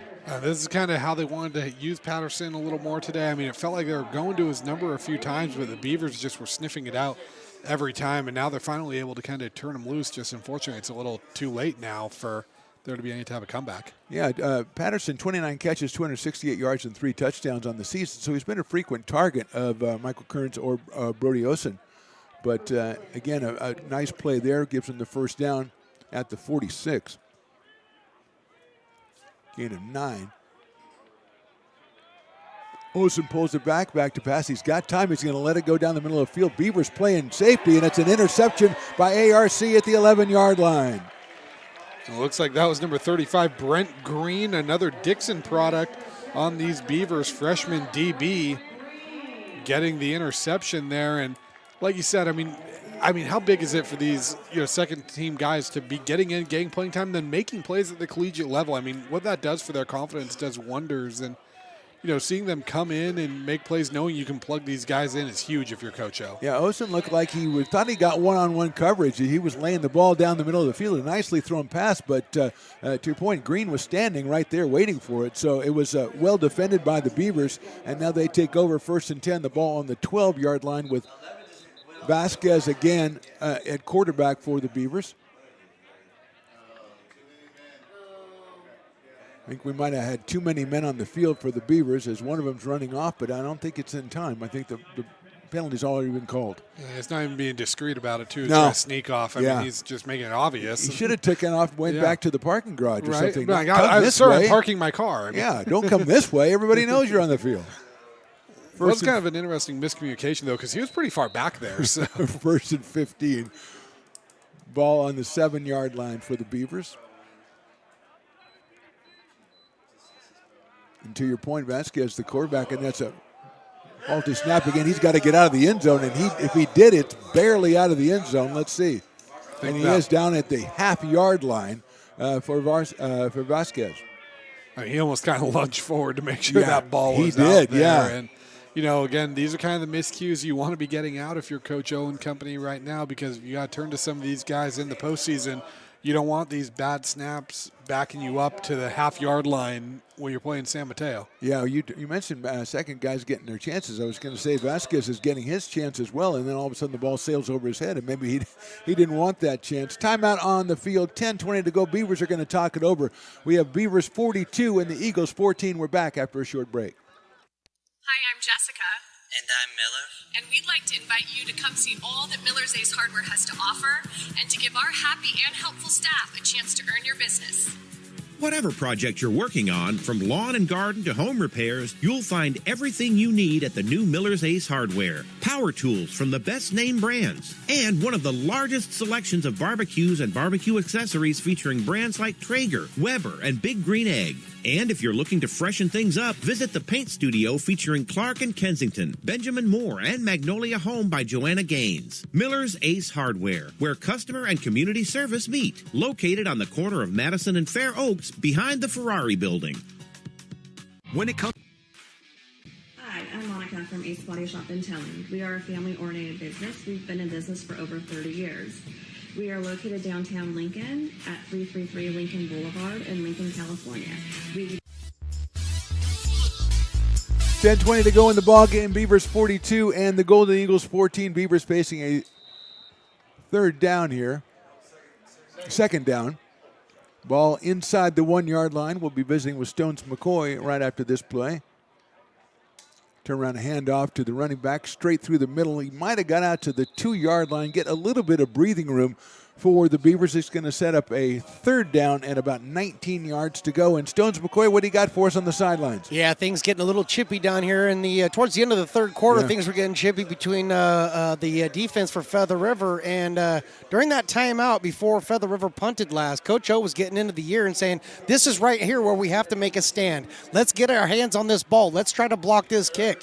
And sure enough, they got that done, and they were able to turn that into points. Thanks, Stones McCoy. Good job today. We will talk to you after the game at the the company party and stuff. But you did a great job. Third down coming up for the Beavers. Ball on the 3. They've got to get 16 yards, make that 19 yards. They'll hand it off quickly, trying to come back up the middle, breaking through Anderson, and he's going to be stopped right about the line of scrimmage. And so the Beavers, Jordan, will be punting out of the shadow of their own end zone. Yeah, and that's something you never really want to do, and that play call is definitely one to try to get your punter a little more breathing room. But, hey, you never know how some of these punts have bounced today. I mean, yes, that's true. You never know which way it's going to go and what's going to happen. But right now, if you're the Beavers, I think you're just kind of playing this one safe and hope that there's no mistake that kind of bites you too hard right now. Yeah, you're going to watch out if you're Landon Richardson. You don't step on the end line back there. You don't have a lot of room to get this punt off. Going out at the 40-yard line waiting for it. Snap is good. Kick is low, and it's going to take a bounce. That's actually Duran. He's going to let it roll. Probably could have had a chance to come up and get it, but he's going to go ahead and get the ball at the 41-yard line anyway. Yeah, and I think the Beavers were trying to get a roughing penalty, but I feel refs are kind of less or a little more reluctant to call those roughing penalties when you're punting out your own end zone because it's pretty tough as a defender to try to go block that thing or go after that thing and then not kind of make any contact with the punter there with so little room. Because it's a compacted area. You're snapping the ball from the 2 or 3 yard line. You don't have that much room back there. So first down, Brody Osen in at quarterback for the Golden Eagles. Jackson behind him. 8:42 to go in this one. Nash is in motion. He will get the handoff. He's got one guy to beat, but the Beavers, a tremendous job by the cornerback on the far side. Will drag him down at the 38. And that was Ardoin again on that one, just really kind of making a name for himself today. Feels like he's been in a few pass defenses, couple deflections, couple big tackles. He's really all over the place right now. And we talked about it a couple of times, how the Golden Eagles like to utilize their wide receivers as running backs, and we speculated that the fly sweeper or whatever it is, but they've done it a couple of times, but more times they've messed it up, and it's kind of bit them in the foot a little bit. Second down, 8 yards to go, so give him a gain of 2 on that first down play. Osen's going to turn around. He's going to hand it off to Jackson. He's got some room, goes up the middle, hit by King, but he'll get down to the 30-yard line and should be enough right on the line for a first down. Let's see.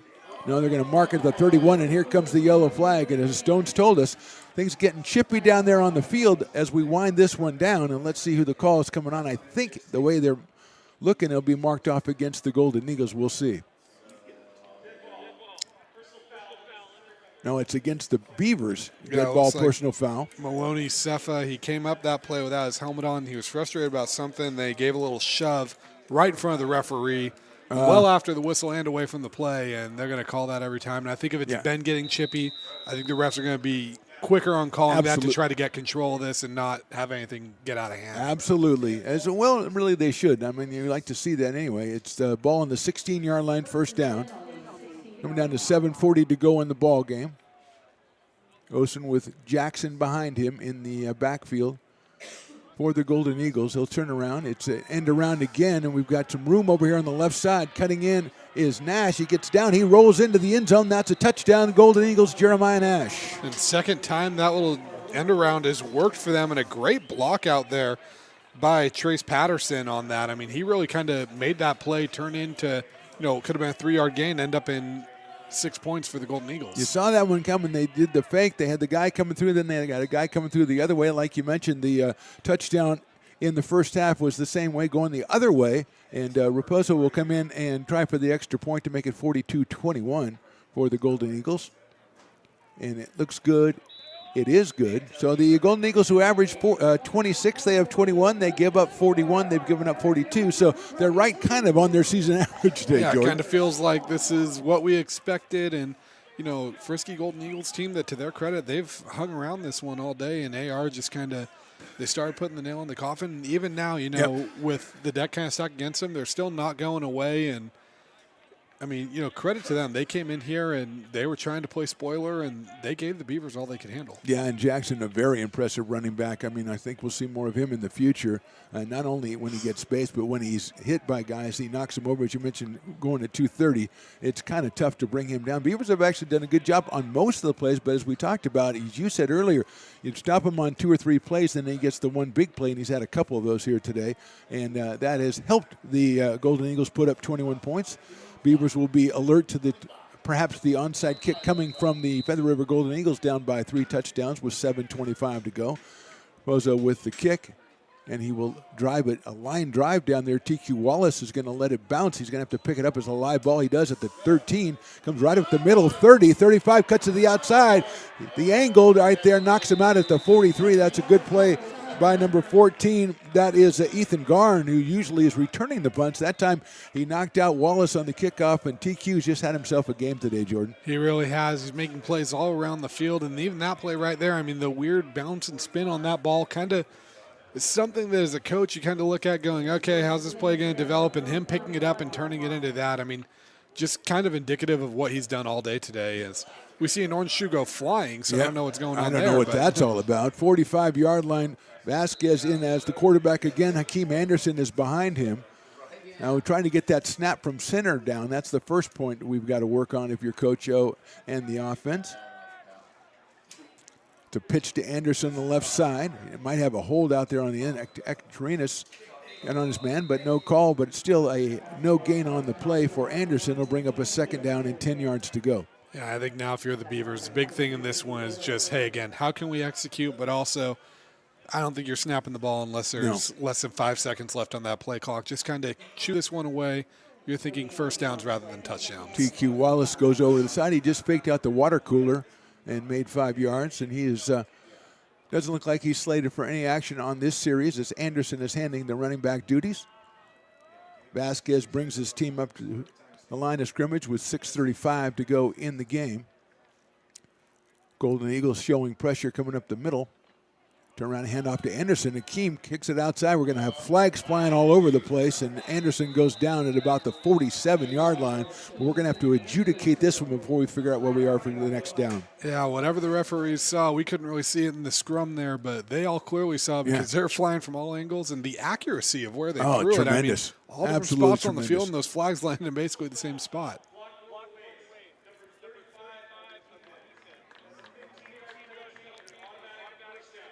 Penalty on number 35 on the defense. Personal foul, give the Beavers 15 yards and give them a first down and allow them to take more time off that clock like you were talking about, Jordan.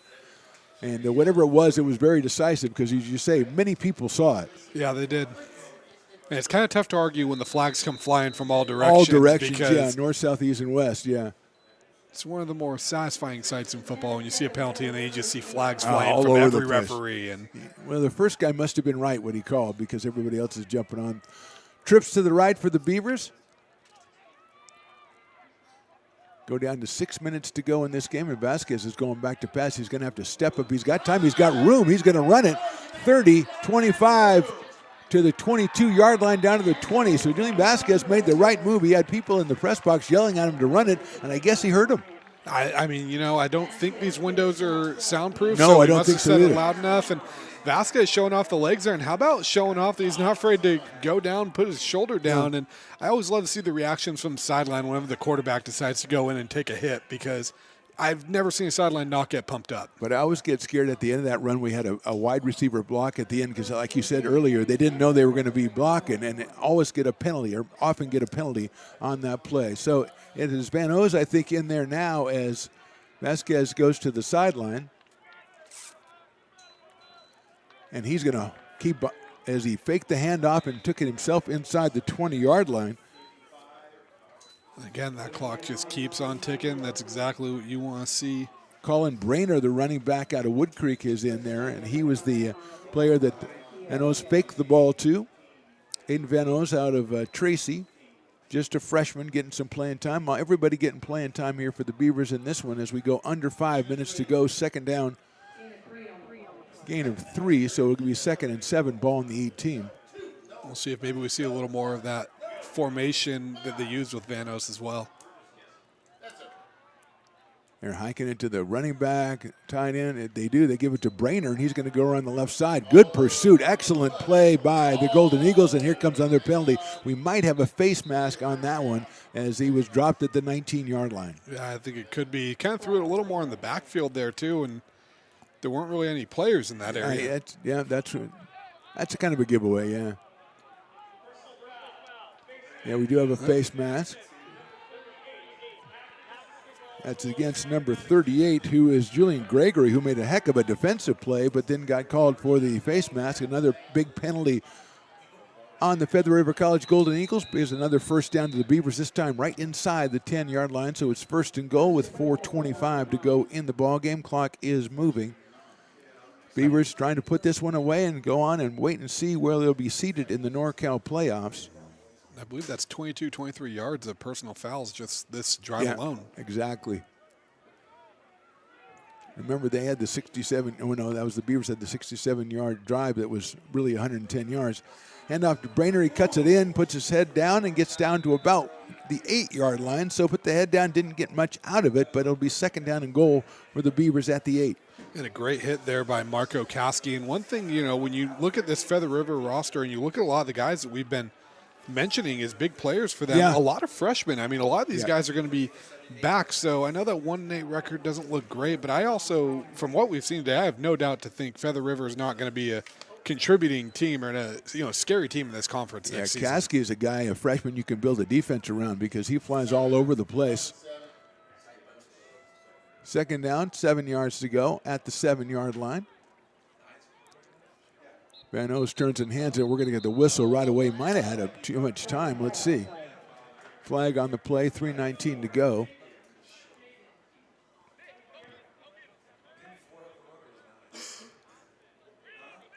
Looks like someone might have been lined up in the neutral zone. Call against the Beavers, so they'll go back 5 yards to the 12-yard line. That was strange because he motioned offsides, but yeah. Van Oos, Vasquez, Harris. Beavers have had a trio of quarterbacks, and Wallace has also taken snaps from center, so technically I guess you could say 4 quarterbacks. They lead this one 42-21. We go under 3 minutes to go. We'll have a post-game wrap right after this game, after a short break on the broadcast network. There's a pass into the corner, fade route, a little hand fighting there. Was the catch made? Let's see. Yes, it was. Touchdown, Beavers. Van Oos with the touchdown pass.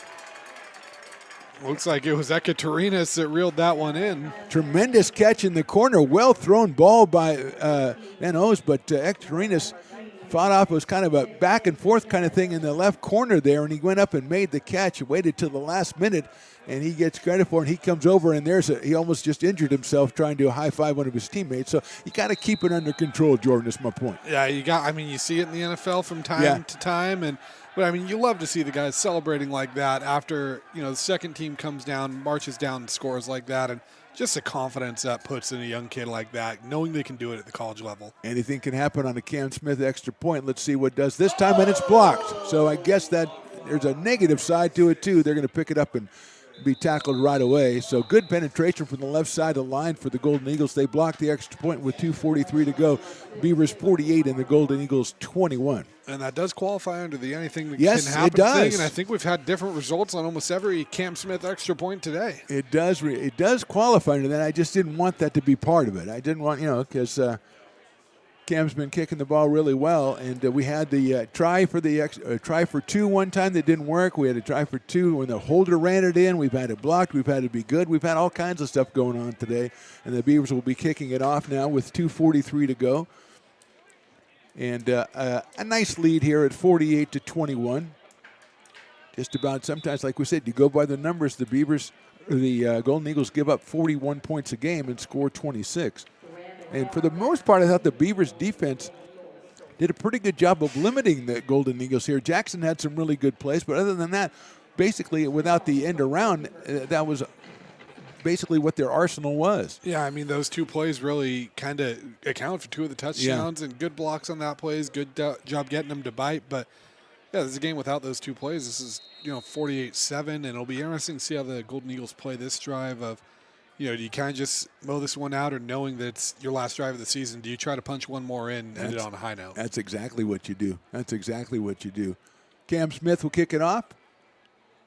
Duran and Karn waiting for it on the goal line. He's going to pop that one up, a little wedge caught at the 25, a free fair catch by Patterson. That'll put the ball at the 30, I believe, for the Golden Eagles. They will start this drive from there.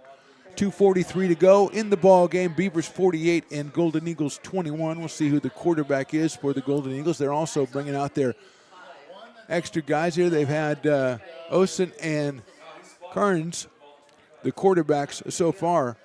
Let's see if it is going to be Brody Osen. He came in today 34 of 51 for 356 and a touchdown and an interception. New running back there for the Golden Eagles. And Osen's going to hold on to it. He's being pursued. He throws it. He's got a guy open but can't get it to him. That's Duran, number 18, at about the 35 with the ball at his feet. Will bring up a second down. That was Ramon Johnston that was kind of in his face right there, providing the pressure. He's the one that blocked the punt earlier in this one. So good job by him, and really getting his name out there and his playing time tonight. There's going to be a lot of different Beavers who have highlights today. You're going to have a highlight package. You're going to have a lot of different Beavers who are included in that highlight package. You mentioned the block punt and a lot of stuff going on. TQ Wallace, of course, was tremendous in this one with a couple of touchdowns. Second down. Handoff right up the middle. Got a lot of room. And going through the second running back, number 30, I believe that's Jalen Ward, who came through all the way up to the 39-yard line. So a big run by Jalen Ward on second down. It'll be a first down for the Golden Eagles with 2.5 to go. And nice job there by Ward to just find that hole and turn those burners on. Ward, a 5'8", 180-pound freshman out of La Center, Washington, La Center High School over there. And a lot of players from out of state, as we mentioned earlier on this team, Phantom. And like I said, a very young team, too, that I think is very hungry and on the come up. First down ball on the 39 as we go down to the 2-minute timeout here. Osen hands it off again, and this time not quite as much room up the middle. It's going to be about a 4-yard gain. It'll be at the 43-yard line. That'll take us down to 2 minutes, 1:56 to be exact, our 2-minute timeout. So we'll take a short break here and be right back. Our score, Beavers 48, Eagles 21.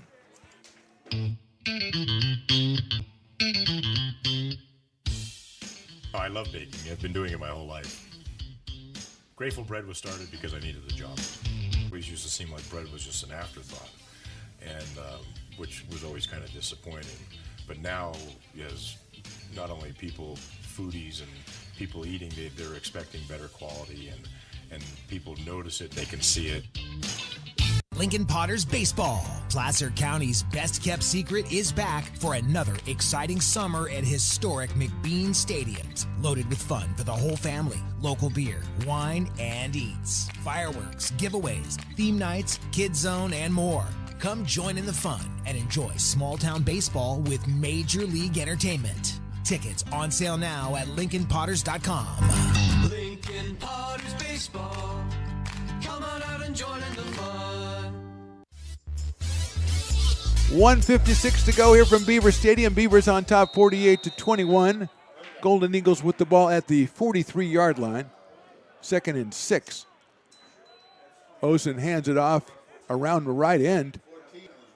And it is Ethan Garn with the ball. He is dropped down at the 47. And again, Jordan, we've seen, for once we talked about this a couple times, how many carries they have by wide receivers, and they look pretty honestly, they give the ball to the wide receivers a lot. Yeah, they definitely keep these guys emotionalized. We have a little laundry on the field, and they're good with this play action because I really read that one. I thought that was going to Carlos Lopez, number 29, the running back who's listed as a DB on there.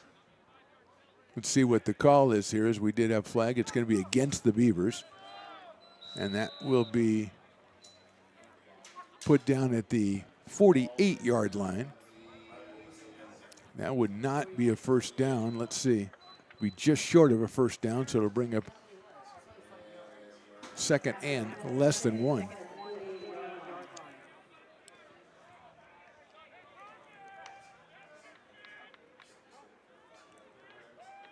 There's a handoff to number 29, and he gets through there, and he is knocked down, but he'll get a first down at the 47-yard line. And Lopez rumbles on. Again, Carlos Lopez, a freshman out of Wooster High School in Reno, Nevada. Wooster High School, one of my favorite high school names out here. Absolutely. It sounds like Lane Staley singing with a lisp. And what's their mascot? They're the Colts, I believe, and I know that Wooster because Colts? that was my dad's high school rival. He went to Reno High School. Him and Wooster, they don't get along. Yeah, so he's probably rooting against this. Then we don't want to bring that into the table. No, come on now. Under a minute to go. Osen follows his running back through. He's going to get about 6 or 7 yards before he's met by a couple of Beavers, and it will be 2nd down. And that's the second time we've seen Osen kind of tuck the ball and run, and he's shown off. Once he gets up to speed, he gets it going, and he's got some good legs there. Yeah, give him a gain of 4 on the play. 2nd and 6 for Osen as we're at 30 seconds to go in the ball game. Garn gets it again, going around the right side. Diallo Washington said, I've seen that play like a half dozen times. I think I'm going to tackle again. That's exactly what he did. Yeah, Washington there, and then Kasai Cox, a freshman DB out of Vanden High School, just 5'7", 160, but getting in there and making a play there for the Beavers. And that is going to be the final play of the game, and it's Della Washington fittingly getting the final tackle as the time ticks off and the game is over. The Beavers improved to 7-3 on the season. They won their 6th straight. They finished conference play at 5-0. They are an undefeated conference champion. Our final score, Beavers 48, Golden Eagles 21. We're back with our postgame right after this on the Stone Broadcast Networks.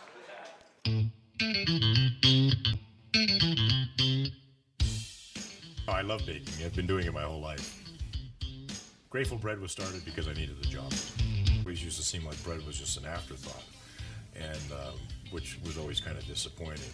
But now, yes, not only people, foodies and people eating, they're expecting better quality, and people notice it, they can see it. Here at Super Taco, we specialize in authentic Mexican food. One of the reasons we are different from other places is that we make everything from scratch.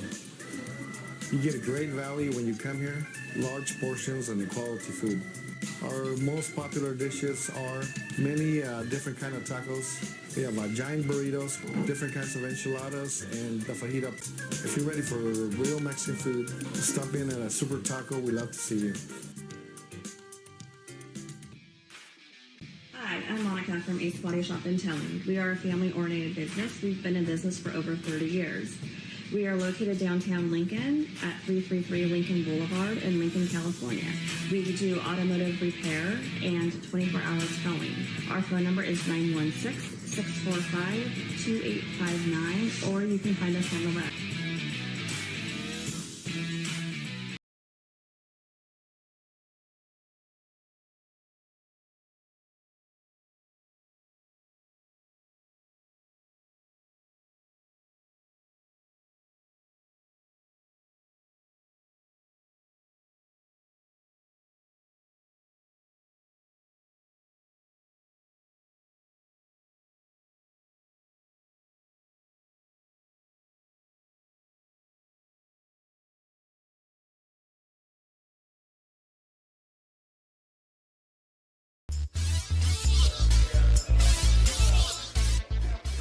Welcome into the postgame show, sponsored in part by Ace Body and Towing.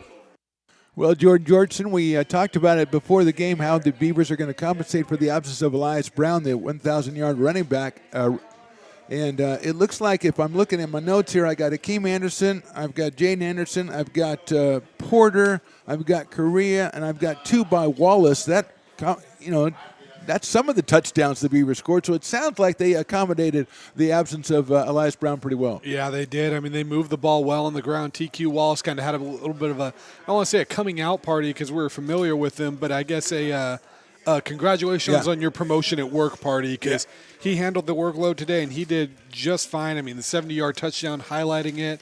Akil Sohan, I know we didn't see him in the second half because he was banged up, but, he had 50 yards on his last 2 carries alone and just felt like the Beavers were able to kind of have a balanced attack and were able to show that, hey, we're more than just Elias Brown, and it's a good vote of confidence kind of going into the postseason. Yeah, Feather River came in averaging about 400 yards of total offense a game. The Beavers gave up about 340. I think that the scale probably tilted toward the Beavers, although it got kind of crazy toward the end. So I thought the Beavers were more successful at stopping what the Eagles did than the Eagles were at stopping the Beavers. Yeah, definitely. It just felt like they were able to – I mean, the Eagles were able to kind of have their quick strikes with Jackson, with Nash, with I believe it was Vigesner that had the touchdown. Yeah, the touchdown. And, a couple big ones, but it just felt like those plays were kind of few and far between. And anytime it felt like there was a big play, you just kind of knew the penalty or the sack or the drop pass or something was going to come to kind of negate it. And, part of that was a credit to the Beavers defense. Part of that was just kind of some struggles for them. And the cards fell the Beavers' way. Yeah, absolutely. Sometimes you get, like you mentioned, Feather River, a young team, and even though they've been playing together this season, a lot of guys don't get playing time, then all of a sudden they do get playing time. So working together, I mean, we saw it in the first half. I think the kind of the capsulization of this was how many times they got called for illegal procedure, false starts on the play where the guy went in motion, the wide receiver, because that's one of their core plays. And if they can't pull that off, they're in a lot of trouble. So the Beavers come out with a win. They improved to 7-3 on the season, 5-0 in conference play. They'll wait and see now where they end up seated in the NorCal playoffs that start in 2 weeks. I'm hoping maybe they get a 2 seed and get a home game. It's just a 4-team playoff. I know Coach O thought maybe they were going to get a 3 seed. It depends a lot on what happens today. We know San Mateo is in it as well. As far as Feather River, they go to 1-9 on the season, 1-4. But as you said, Jordan, I thought a lot of positives that they had in the program. It's just a matter of when you're a program that's down a little bit, it's just a matter of getting some consistency, getting some, obviously Jackson is a huge plus, but getting some people, that you can build around and then having them stay together and bringing in more people. So we'll look for Feather River in the future. Meanwhile, the Beavers at 7-3-5-0. So after the season, Jordan, as they head into the playoffs, what do you think the Beavers need to do as far as to prepare themselves for the playoffs to go far? I think the biggest thing, and it was kind of one of the keys to the game today, is keep the foot on the gas. How many times have we seen them have a great drive to start this game, and then the offense kind of sputters for the next 2 or 3 possessions? I mean, the first couple games of the year, those first 4 games when they started 1-3, we saw it a lot, and it kind of felt like I think we left here after that the Fresno loss kind of being like, what kind of team is this? Right, exactly. And, the team we see today is night and day different. But I think also we kind of saw it, it was a tale of 2 halves of the season. Tale of 2 halves today. That first half, you start out great and it kind of sputters, and then you let, Feather River get that touchdown. They kind of hang around, and yeah, you end well with the, a couple touchdowns, 13-0 in the second quarter to take a 2-score lead. But then the second half was kind of what I think we need to see from the Beavers moving on is, you get your stops defensively, you're executing well on offense, and it was kind of just firing on all cylinders. And really the only time the Golden Eagles got anything going in the second half was when the second team and even the third team was kind of mixing in for the Beavers. Well, selfishly, it's a great game for us because there were so many different players that got so many different highlights. They're going to be watching our broadcast back to watch themselves later on today because there's a lot of guys who had a lot of highlights in this one. That is going to conclude our season of American River College football. We thank everybody affiliated with the football program. We have a blast coming up here and doing this. A nod to the great Jamie Coffey, who is the PA announcer for the Beavers and does a fantastic job. So we will be doing other stuff. We'll be waiting like everybody else to see where the Beavers are going to end up in the playoffs. Now, if they did get a home game in 2 weeks, I believe we would be able to broadcast that game. So maybe we'll be coming back in 2 weeks, but we'll have to find out. For Mark the Phantom Lowe, Jordan Jortson, Stones McCoy down on the sidelines, the great Chris Toy, and Riley the engineer, we say thank you very much, American River College. We say the final score again, Beavers 48, Eagles 21. Thanks for watching. We'll talk to you next time.